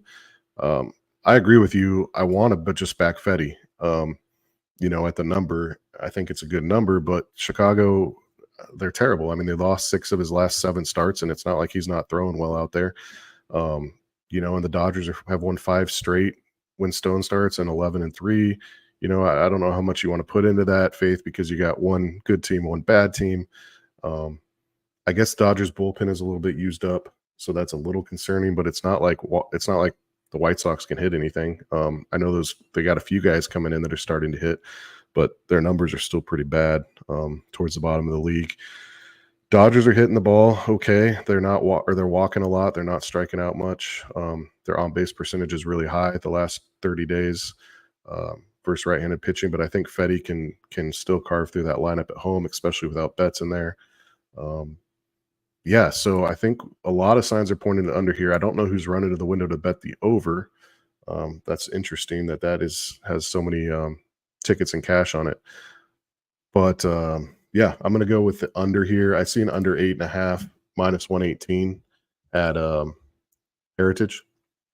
There's -120s out there still in the 8.5s. I know it keeps bouncing around, but right now I can get under 8.5, -118 at Heritage. That's what I'm going to go with. I think I can get you a -116. Okay. I can get you that at Penny. I like it. I love it. Take it away, Jose. Your thoughts on Dodgers White Sox? Yeah, I'll join. I'm gonna do a safe way. White Sox first 5 plus a half -110. For me, thinking it's gonna be a low scoring game, 0-0. We'll still cash hopefully. Billy Friedrich, great note here, by the way. He said White Sox, or I should say Fetty's last 3 starts in a row: Chicago, Milwaukee, Seattle. He left Milwaukee up 5-4. They lost 12-5. He left the Cubs game up 5-3. They lost 7-6. And Fetty left the Seattle game after 7 up 4-1, and they lost 8-4. Which admittedly, and by the way, and before he left up 3-0 against Baltimore, and they lost 5-3. So once again, underlining Billy Friedrich's live bet against the White Sox anytime they're up scenario, especially when their starter comes out, it seems. That does scare me off the under a little bit, full game. I didn't want to take a first 5 because I only have 4 now, even money, and I'd rather have the 4.5. But I think I'll still roll with it. I'm going to hope in the ideal scenario, we get 7 innings of Fetty, which is asking a fuckload, I know. But ideally, 7 innings of Fetty. And if we look at the White Sox bullpen, Kopech, whatever his name is now, is going to be available today through 12 pitches on Monday. But he should be ready to go. And John Baribia only threw 9 pitches yesterday, should be ready to go. And we just hope that they can hold on to it. So under 8.5, -120 for me, and White Sox first 5 plus a half at -110. So you're also on the under 8.5 as well. Locked and loaded. We're locked and loaded in that one. That one is a nice one. We got 2 games left before we hear NBA draft action from Billy Brisbane and Jose Bouquet. 2 games left. We get to 9:40 p.m. Eastern next up. Minnesota Twins 43-36, 20-20 on the road at the Arizona Diamondbacks 39-40, 20-18 at home. We're at Chase Field in Phoenix, Arizona. The roof will be closed. Simeon Woods Richardson going up against Ryan Nelson. Simeon Woods Richardson 2-1, 3.26 ERA, 1.14 WHIP. 52 Ks and 60 2/3. Has allowed just 6 jacks over those 60 2/3. He's coming off a nice start at home versus the Rays, and he's been, at the time he'd been throwing better on the road, but he looked good. I think it was a consecutive start at home, and he allowed 2 earned runs over 6 innings against the Rays, who are hitting better. On the road, he's been really strong. Not as many strikeouts as maybe you'd want. 24 Ks over 34 2/3, 7 walks, but 250 opponents batting average. Ryan Nelson coming off a great start at the Nationals, and we predicted it. It came on the heels of fought, shoving, and they're good buddies, and he delivered. He's not been good at home this year. In fact, he's been terrible. 5.74 ERA, 326 opponents batting average, 22 Ks, 8 walks over 31 in the third. And the Twins hit righties. We talked about it yesterday. The total went from 8.5 to 7.5, and we talked about how it could. Both these teams are ripping the leather off the ball against righties. Jose had the balls to go up against that 1-run market move, and overcashed easily. The pitchers yesterday are, Fought and Joe Ryan, pitchers I like. I wanted the first 5 under because I like those pitchers, but I couldn't do it with the way these teams are hitting. Diamondbacks bullpen's also being a problem, and the Twins bullpen's not being that good either. Let's get into the line history for this one. On the money line, we have the Arizona Diamondbacks at plus 110. They opened up at plus 105, so 5 cents of movement towards the Twinkies. When we look at this total is sitting at a 9, and it opened up at 9. So, and there was a move in the last 40 minutes towards the under. So there's now been 6 cents of movement towards that under. When we get to the cash flow here in this one, we have 81% of the tickets, 83% of cash on the over. Line's moving towards the under. I don't quite understand that. You've had 62% of tickets and 63% of cash on the Twins, and a 5 cent move towards the Twins. DC Capra on Arizona plus 102. I wish I had the balls to bet it. The answer is I don't have the balls to bet it, and I'm not, going to bet it. So Jose, and then TJ was last one. So here we go. Jose, Twinkies, Diamondbacks, take it away. Yeah. I mean, again, shout out to Mikey Money and that full move down play. It's easily my least favorite angle that I consistently bet, and I've undefeated on it so far. I think 3-0. But it's just so hard for me mentally to bet it and going against the market and being public. But as Troy Torrance has showed us, those public spots, they can be cashers. So this game I found to be also, again, difficult. I would lean Arizona here, but again, shout out to Troy. We don't bet these home dogs and such. It's a difficult game for me. I've gone back and forth on Simeon Woods Richardson and my belief in him. 62% of the bets and 63% of the money, like you said, on them. And have we had a pitching change in this one? Or has we seen just a line just move up 10 cents? The site I use has minus 109 as the opener for Arizona, but I don't believe that. I would assume it's minus 109 for Minnesota there. But so you had a 10-cent move to Minnesota here, Jimmy? 5 cents. 5 cents? Yeah, I think I'll just end up staying off and watching. Maybe, again, lean under after that high-power performance yesterday. Only 19% of the bets on the under, 17% of the money. And we have had barely any movement, I guess. I guess you can call it a 5-cent move up because we had an 8.5 and it went from juice to the over to 9. But I ultimately will say no action here for me again, unfortunately. I'd like to back Arizona. I would. I just don't know if my edge is enough to actually bet it.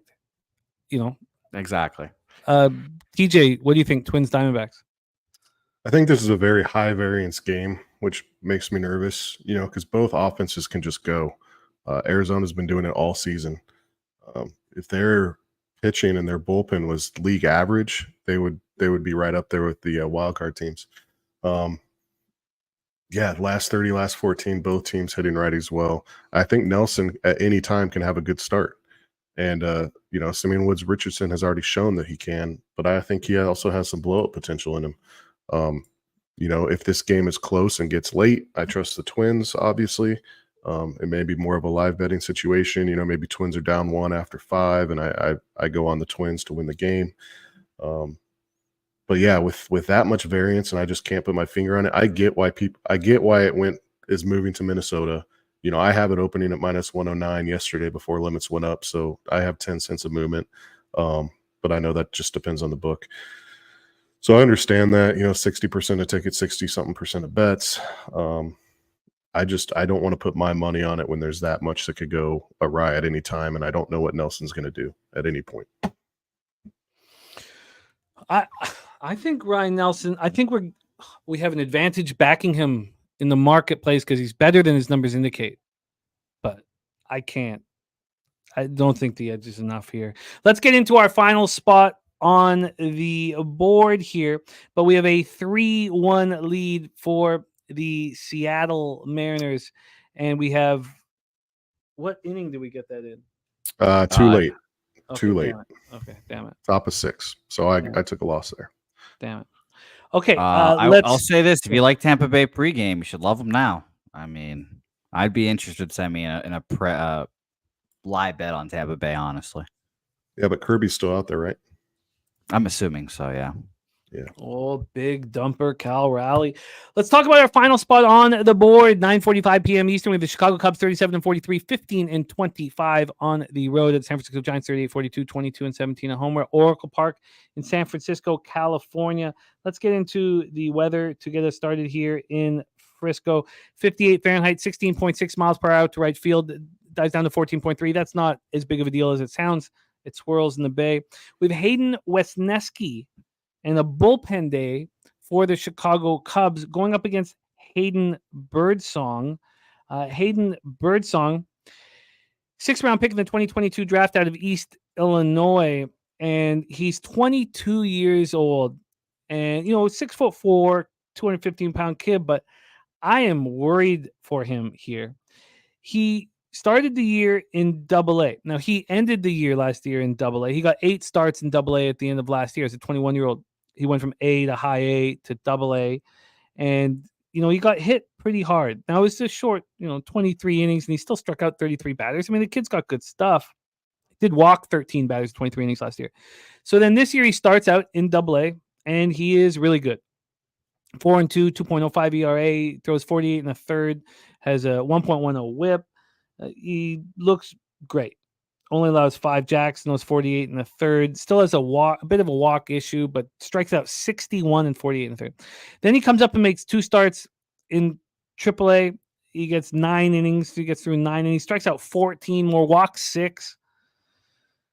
And now he's here in the show as a 22-year-old. And I tell you what, I'm worried about him, but maybe I shouldn't be. The Cubs aren't hitting righties, 234, 679 OPS. The Giants aren't either, 217, 648 OPS. This Giants team, we already heard yesterday, they're looking for any arm they possibly can with all the injuries that they're dealing with. There's some friction in the clubhouse, and they got through yesterday. Can they get through it again today? Jose, can you get a look on the bullpen situation for the San Francisco Giants here? This is our last game on the board. Let's go over the line history and the cash flow. Yes, it is the Hayden Bowl. Think Blue. Hayden Wesneski versus Hayden Birdsong. From a money line standpoint, we have the Cubbies at plus 109. They opened up at plus 140, now plus 108. So 6 cents of movement towards the Chicago Cubs. When we get to the total in this spot, this total is sitting here at a 7.5. Oh, I guess it opened at 7.5. So opened at 7.5. It went up to 8 at 9.19. Then it came back to 7.5. Now it's back up at 8. So we have a half run move towards the over. And then when we get to the cash flow, you have 99% of the tickets, 99% of the cash on the over. You have 20% of the tickets and 14% of the cash on the Cubs. And maybe that's where we should focus, is just the Cubs full game. Lee Davis's 11 pitchers have thrown for San Francisco in the past 2 games, only 5 runs surrendered. Yeah, they've been good. How long can they keep this up? TJ, our last spot on the board. Take it away. I hate to be a buzzkill here. I don't have action on this one. I think I don't like the Chicago bats. Obviously, the Giants bullpen, on the season has been pretty. I don't know. What do you say? Middle of the pack. They're even the last 14 games are just kind of middle of the pack. They've held them over the last 2. And I don't know what to expect in a guys in Birdsong here coming up. Obviously, a lot of strikeouts, but a lot of walks, and the Cubs take a lot of walks versus righties. They're very disciplined at the plate. It's kind of interesting that they're not scoring a ton of runs with runners on base a lot, and maybe that catches up to them a little bit here, and there's kind of regression towards the norm. They do get some, but the market's not expecting runs. They're going down on the total there. So again, too many unknowns. Hate to repeat myself, but I think that's what happens on a full card of baseball sometimes is you just can't have action in all the games. And so I'm curious to hear what Jose says about the bullpens because I don't have them pulled up right now. That could change my mind a little bit. So yeah, take it away, Jose. Yeah, they're gassed. But I still think they'll be okay because it's like the first days of these guys throwing, I guess. So it's not like we're going back to back here. So in short, Randy Rodriguez, I've never heard of that man. 53 pitches out. Spencer Bevins threw 43 on Monday. I don't expect him to be ready today. Taylor Rogers threw 24 yesterday, 12 on Sunday. I'd be surprised if he went. Luke Jackson didn't throw yesterday, threw 25 on Monday. Probably ready to go. Sean Helly threw 23 yesterday. He's not very good. So if we're getting a second day of the Jelly Man on 23 pitches, okay. Ryan Walker, 23 pitches. Tyler Rogers, 15 pitches, should be ready to go. Duvall threw 15, so he should be fine. And Eric Miller threw 16 on Monday, so he should be fine as well. So Sean Jelly, Ryan Walker, Taylor Rogers, and Eric Miller. Excuse me, no, I was right the first time. Tyler Rogers is up. Duvall will also be available. Yeah, I think I'm going to roll with the Cubs. Truthfully, the Cubs bullpen is rested. Barely anyone threw. And I know our guy Troy says this is the worst bullpen in baseball, but at least I've got Hector Neris, who hasn't thrown since Saturday, available for us here. Keegan Thompson, who hasn't thrown since Sunday, will be available. Only guy in this bullpen I don't expect available was Colton Brewer. He did 25 pitches yesterday, 10 pitches on Monday. Luke Little, a little Drew Smiley action for us here as well. But Hector Neris is the guy that I want in there. So yeah, I'm going to take the Chicago Cubs here, full game, plus 109 for me. As am I. As am I. Jose on the Cubbies plus 109. I will be moving on it after the show. TJ, anything on that Cubs Giants, or do we review all action? No, I'm not going to add anything, but I do like the look, especially avoiding the sweep. I've talked about that before. Makes sense, but I'm going to stay off. I have enough action. Let's review all action, and we will focus on games that have yet to be played. So at 1:45 p.m. Eastern, I know it's past 1:45, but the Braves-Cardinals game, as we expected, is being pushed a little bit. TJ's on the under 8 at minus 118, and Lopez over 5.5 strikeouts. We have not moved on game 2. Then in Colorado, Houston, TJ is on the over 8 at minus 115, and Justin McKelvey stacks play of the day is Yordan Alvarez. Now, I'll also review all of the cappers in the chat's action at the end of the show. This is just our action here, so then we can get into the NBA draft, and then we'll close with everybody's action. Then TJ's on the first 3 under 2.5 in Miami, Kansas City. Joseph Joe just asked if we like the over 8.5. I'm on the under 9 at minus 120. True Teller is on Singer over 5.5 Ks. So TJ on the first 3 under 2.5. I'm on the full game under 9. Mikey Money ribeye play of the day is Nathaniel Lowe at plus 195. And look, I can't help myself. You have to do it.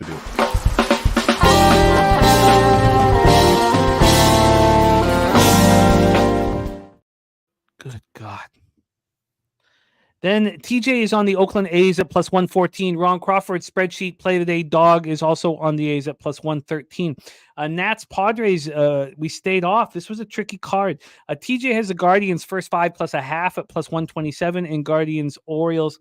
And then I'm going to be on the Mets. Look, I know home dog, short home dog, and things of that nature. I'm fine. I'm going to be on the Mets. Look, I'm not sitting here, enormously confident. Wine Time Sports, I'll give you his action here. He didn't drop his full card until later in the show. He's on the Rays money line, Angels money line, St. Louis Atlanta game 1 under 8 at minus 110, Mets money line, Rangers money line, and the Cubbies money line. Blue Jays Red Sox, we stayed off. I find it a fascinating game, but we stayed off. Then my only pre-show action is the first 5 under 4.5 at minus 115. Now TJ already bet that, but it was now down to a 4. So he gave us the under 8.5 at minus 116 as his official play. Jose's on the under 8.5. He got minus 120, and he's also on the first 5 plus a half for the White Sox. A bet that I was very interested in and talked myself off of. Twins Diamondbacks, we stayed off, and Jose and I are on the Chicago Cubs. Our guy rocking with us, TJ, is on a huge run, which we need, and it's extremely helpful for our show and for our channel. Our guy, TJ, 24-14, hitting at 63.2%, plus 8.76 units, ROI plus 23.05%, average line minus 111. I'm going to pop TJ's Twitter handle here in the chat. Please support our guy, TJ. And I love what he's been bringing to the show. Big fan of the man. TJ, any last words, my guy? Yeah, it was a lot of fun today. The only, I was going back to my action. I'm with you on that Mets money line. That's the only one that was missed there. Oh, and okay. Started off poor with the Seattle first 5 loss. So, hopefully we turn it around, and best of luck to everybody out there. I'll see you guys tomorrow, maybe. And let me line shop for you here on this Mets money line. And thank you that's crucial information here. The Mets money line, the best line available is plus 115. No, plus 117 at BetChris. Okay. Okay, so TJ is with us on the Mets at plus 117 in business. And TJ, I'm going to pop your Twitter handle here in the chat at TTJB32. Get that in here. So TJ, any last words, my man? No, man. Thanks for having me. It was a blast, and good luck. Much love, my man. Respect. Yeah, DC Capper was tough. The 3 runs, top of the 6. We had TJ on it as well. I mean, but lots of time to get that cash here today, DC, my man. So it is time to move on to NBA. We have the NBA draft taking place this evening. Jose has looks, and we brought in our ringer who has delivered all season long. Please welcome to the show, star of the Locker Room Talk podcast, our big UFC podcast that can be seen on our channel. It goes live at 11 p.m. Eastern every Tuesday evening, and they have been delivering the goods. Please welcome South Jersey in the house, Mr. Billy Brisbane. Brizzy, how are you, my man? I'm doing good, man. Highly excited. NBA draft is tonight, and NBA Summer League is right around the corner. That means 4th of July is almost here, and it's definitely some of the most fun time of year because the bookies really don't know what they're doing around this time of year when it comes to NBA. We also have the Olympic basketball tournament, which is, this is as exciting as things get here with the Olympics. I can't wait. I can't wait to bet on some sprinting because everyone knows USA romps to gold. No one cares. Fuck that sport. Let's get some sprinting going. Let's bet on Katie Ledecky. Minus whatever, like 16,000 she probably is. I will race you, Jose. I will race you at next year's Pubapalooza. How about that? Yeah, I'll dust you with skates. Right. On feet, it'd be ugly for you. On skates, it might be close. I'll take them both. We have the NBA draft at 8 p.m. this evening at the Barclays Center in Brooklyn, New York. The Atlanta Hawks somehow got the first overall pick. Wizards number 2, Rockets number 3, Spurs number 4, and the Pistons. The Pistons. Fuck them. Oh, I feel bad. I love the city of Detroit. I feel bad that the Pistons just keep getting the short end of the stick. Barclays Center in Brooklyn, New York, and Billy Brisbane has made moves on this. So without further ado, Brizzy, take over, my man. Your plan of action. Yeah, so the first 3 picks, Atlanta keeps on saying that they're not locked in on who they have as their number 1 overall pick. I'm calling bullshit on that, man. That's what they want the media to think. But I feel like Rashir's definitely locked and loaded, going to go number 1 overall pick. The odds for Donovan Clingan were coming down for a little bit because Alexander Sarr declined to work at the Atlanta Hawks. So I think Washington Wizards. We're having a bit of issues NBL. Here. We lost a little bit of what you just said there with your mic cutting in and out a little bit. You want to hit us with that again? Refresh. Yeah, try hitting a refresh real quick on your browser, Billy. Okay. Yeah, let's get. Yeah, you're right. It's cutting heavy. So we're gonna do a little refresh there. Jose, I know that you have made moves on the NBA draft here. I should get them up. Sure. The opportunities here. So right now.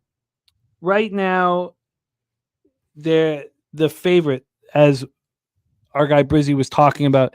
Risker is minus 350. Clingan now plus 275. Alexander Sarr to go number 1 is now plus 750. Alexander Sarr is expected to be the number 2 draft pick. Being the number 2 draft pick, he's at minus 700. And Reed Shepard is expected to go number 3 at minus 180. Stephen Castle minus 190. That to go number 4. Brizzy, roll again, my man. Does it sound better now? Yeah. I bet. The first pick though that I have is the first 3 overall picks just in a row. It's basically like a parlay at that point. Rozier number 1, the French kid Alexander Sarr number 2, and number 3 I'm gonna have to go Reed Shepard. I feel like the thing that we had on the Rockets throughout the whole entire season was how bad their 3 shooting was, and I don't think Reed Shepard's like player in the draft. He might be the best player right now in the draft. You could put him in a game right now, 15, 16 points a game. Like,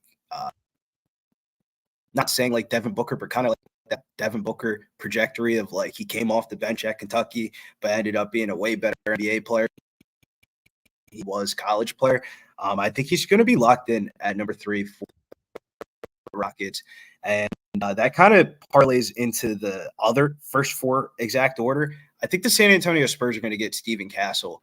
I think the Nikolai Topic injury that happened a couple weeks ago basically cemented Castle going number 4 to San Antonio. I remember watching the national championship game. We're all here sitting on stream, and it was supposed to be versus Clinging show, and ended up being the Steven Castle. I'm going top 5 overall. He looked absolutely electric in the national championship game, and his draft stock definitely rose up. I think it starts getting tricky once you get out of the top 4 picks, because Donovan Clinging is either going to go 1, top 5. The thing is, number 6 could be the Charlotte Hornets trading with the Memphis Grizzlies.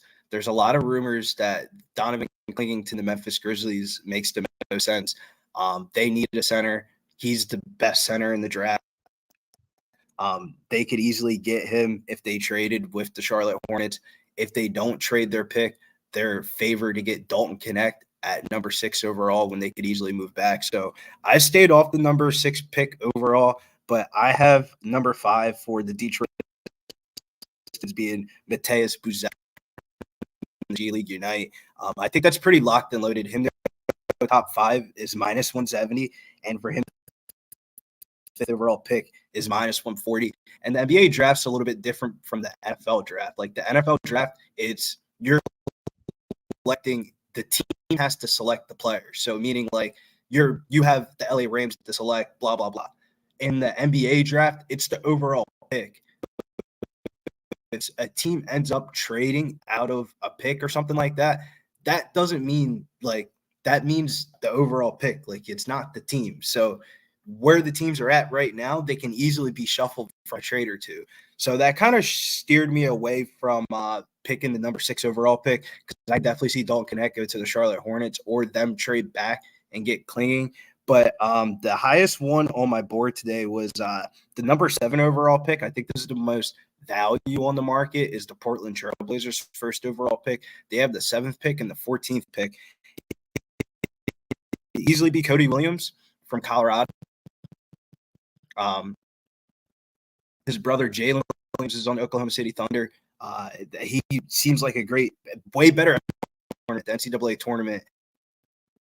Was not a good showing for him, but since then he's been looking really good and everything that I've seen. So number 7 overall pick is either going to be Cody Williams. If Donovan Clinging doesn't get traded up for, he could easily fall at 7 to Portland. His odds to go 7 is plus 450, but I ended up going Cody Williams at plus 400. And then and FanDuel has NBA 2024 draft parlays, and I did Mateus Buzelis top 5 pick and Ron Holland to be a top 10 pick, plus 350. Ron Holland's around, it's the G League Unite kids. A lot of the kids that like I feel like we don't see too much because we watch the collegiate sports. The G League Unite kid definitely going to go to this draft. I feel like we've seen them all translate over into the NBA. We see Alexander Starr sitting at number 2. He's from Overtime Elite before he went to the NBL. We're going to start seeing in the next 3 year draft. You can see it in this draft. Rob Dillingham's out of Overtime Elite. There's going to be a lot of Overtime Elite players in Power 5 schools over the next couple of years. That's the league that pays high school players in Atlanta, Georgia. Ron Holland was the leading scorer on that team. With Buzelis, if he's going top 5, then I think Ron Holland to me a 6'8" wing, plus 350 for both of them to go top 10 and Buzelis to go top 5. Those were the picks that I ended up going with. I stayed really in the top 10. I didn't really fuck around with games draft props. I feel like those are all kind of like traps. The other ones that I didn't really like was the Zach Edey one. I couldn't get a good read on that. Okay. We are hoping or thinking that we might get him, when we draft. So right now, the first 3 exact order and we apologize for the mic cutting in and out, but for Brizzy's first 3, Rashir, Sar, Shepard, minus 130. Right now, that order at Bet365 is minus 150. So it's moving in the right direction. And then Bronny James to be drafted over 54.5 draft positions is heavily juiced, minus 160. Under 54.5 is plus 130 here. That's the situation. So the draft parlay, Bucelis to be top 5 and Ron Holland to be top 10 is at plus 350. Jose Bouquet, your plan for the NBA draft at Barclays? Yeah, so obviously these are just going to be, very small sprinkles for me. I do think that Donovan Clingan is going to be the first pick in this draft, plus 275. I'm not betting it. I'm not that confident enough. I know that the lines are moving that way. Excuse me, moving to Worcestershire or whatever, Worcestershire sauce. That guy who was, I remember, Billy, we talked about this a couple weeks ago. We talked about him hopefully, maybe going to the San Antonio Spurs, but seemingly everyone is wisening up on that. But I'm going to focus on the other San Antonio Spurs pick, the 8th overall selection, Jimmy. Plus 1,400. Dalton Connect from Tennessee with the 8th overall pick will be my selection here. Now, I have a successful history of betting drafts, and by that, I've gone 1 for 1 on my last 1 draft. Shout out to my guy Jackson Holiday for being drafted 1st overall. We bet that a while ago. That was great. But now, Dalton Connect plus 1,400, scoring guard for the Spurs here. Someone to put beside Wemby.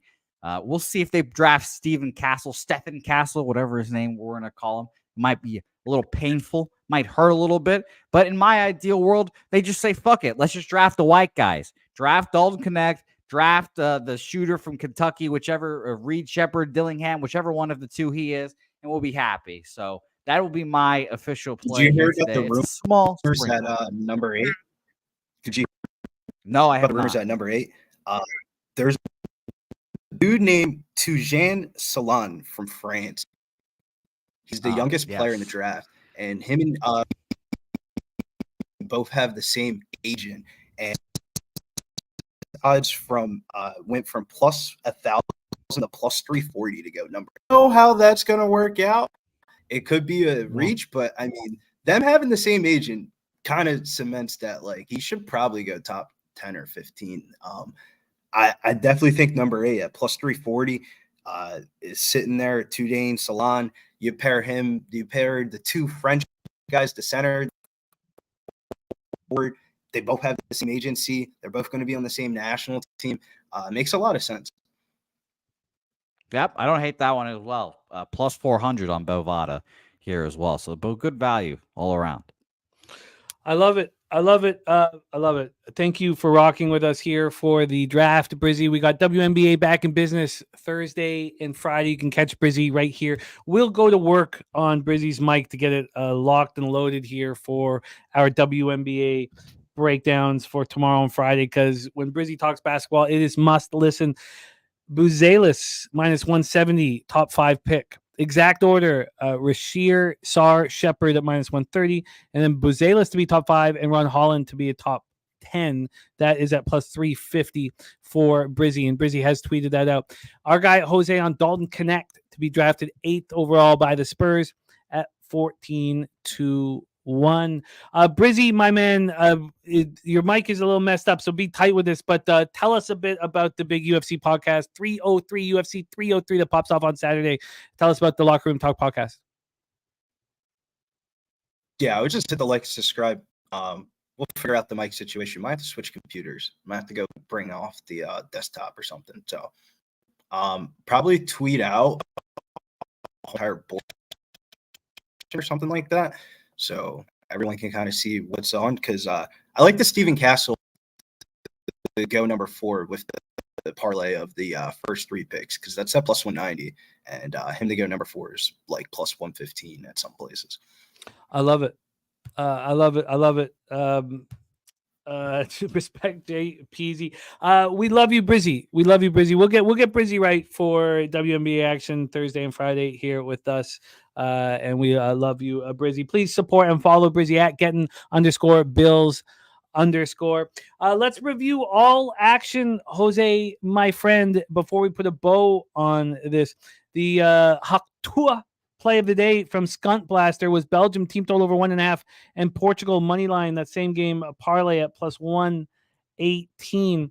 Right now in soccer, we have It's the break. Yeah, 1-1 Slovakia, Romania, and then Belgium didn't show up. So that was very interesting. But I'm glad I didn't have any action on either game.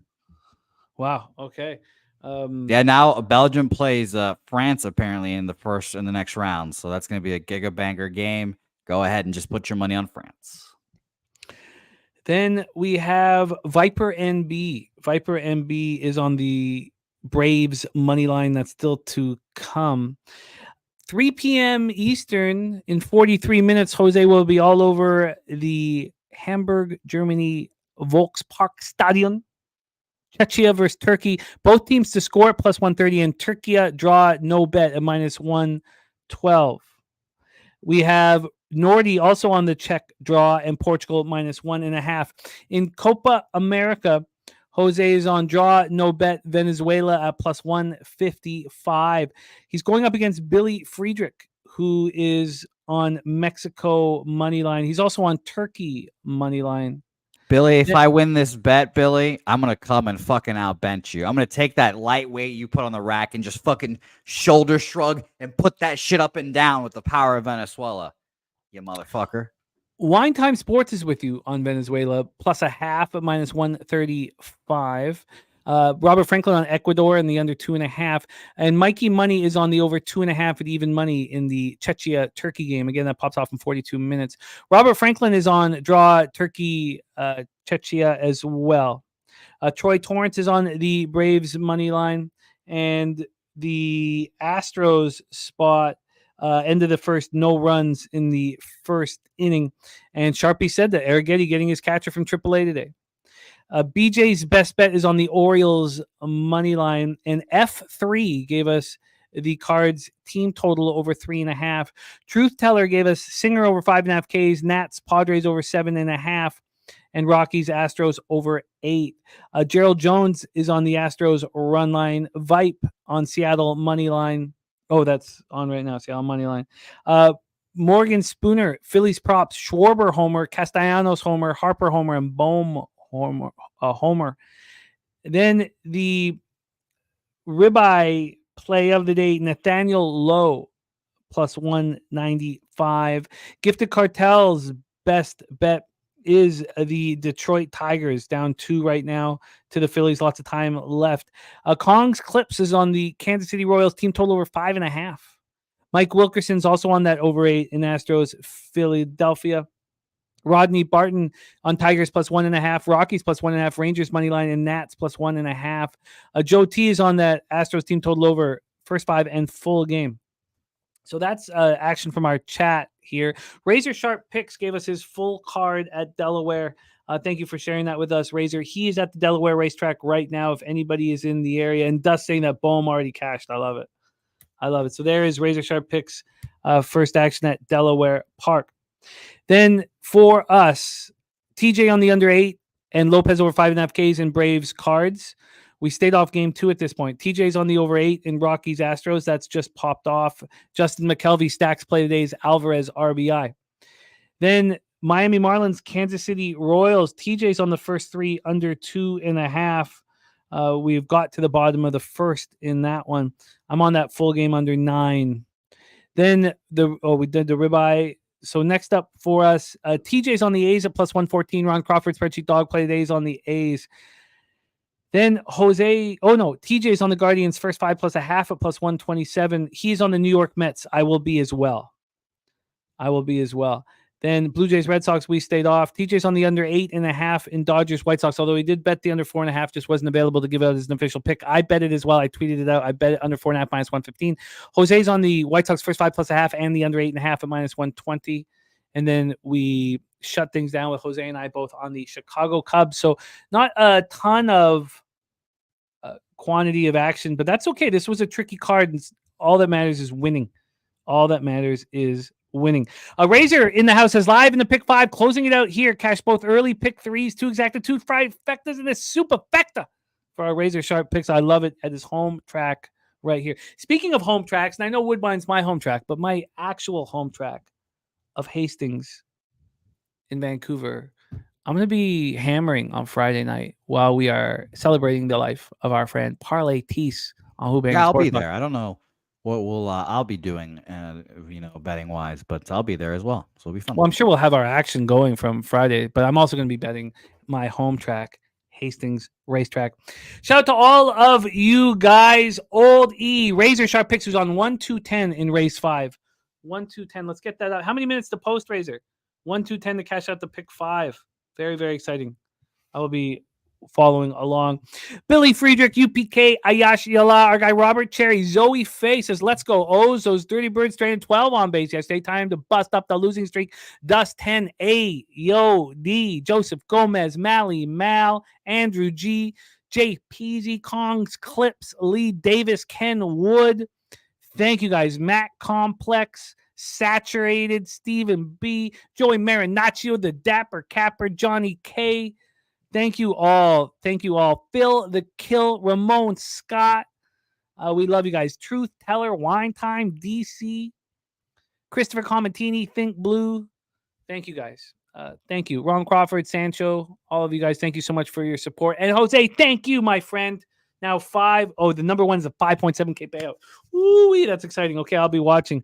Dust saying 5-1 fills. JPZ perfectly predicted that as well. Moved on them live. Jose, excellent work, my friend. I love that you are hammering the Copa and Euros adds to the show a lot. So I'm looking forward to hear your action tomorrow as well. And I love hosting these shows with you, my man. So thank you to our guest, TJ, who rocked the entire MLB card and has cashed 20 of his last 25. Now, he is a little bit behind the 8 ball with the Mariners' first 5, but he can get that back easily. Saturated said, when was the last time we got to raise it? You know, it's I don't bet those bums anymore. Yeah. His favorite player is banned for the league forever. The fuck? Saturated, you think I can bet on them now? You think I can give them a raise it after they probably threw my guy under the bus? Not fair. Not fair. Jose, take us home, my friend. I'd say he needed a bigger sample size of bets because who knows what that 3.6% winning percentage could have done with a bigger sample size. 4.9. Who knows?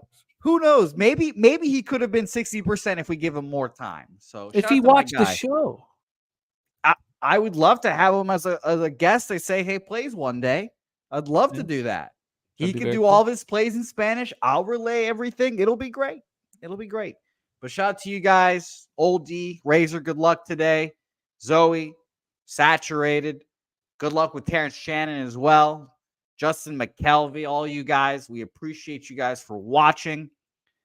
And fucking San Antonio somehow just draft Dalton Connect at the 8th pick and make my fucking day. So we appreciate you guys. Leche, Los Bookmakers.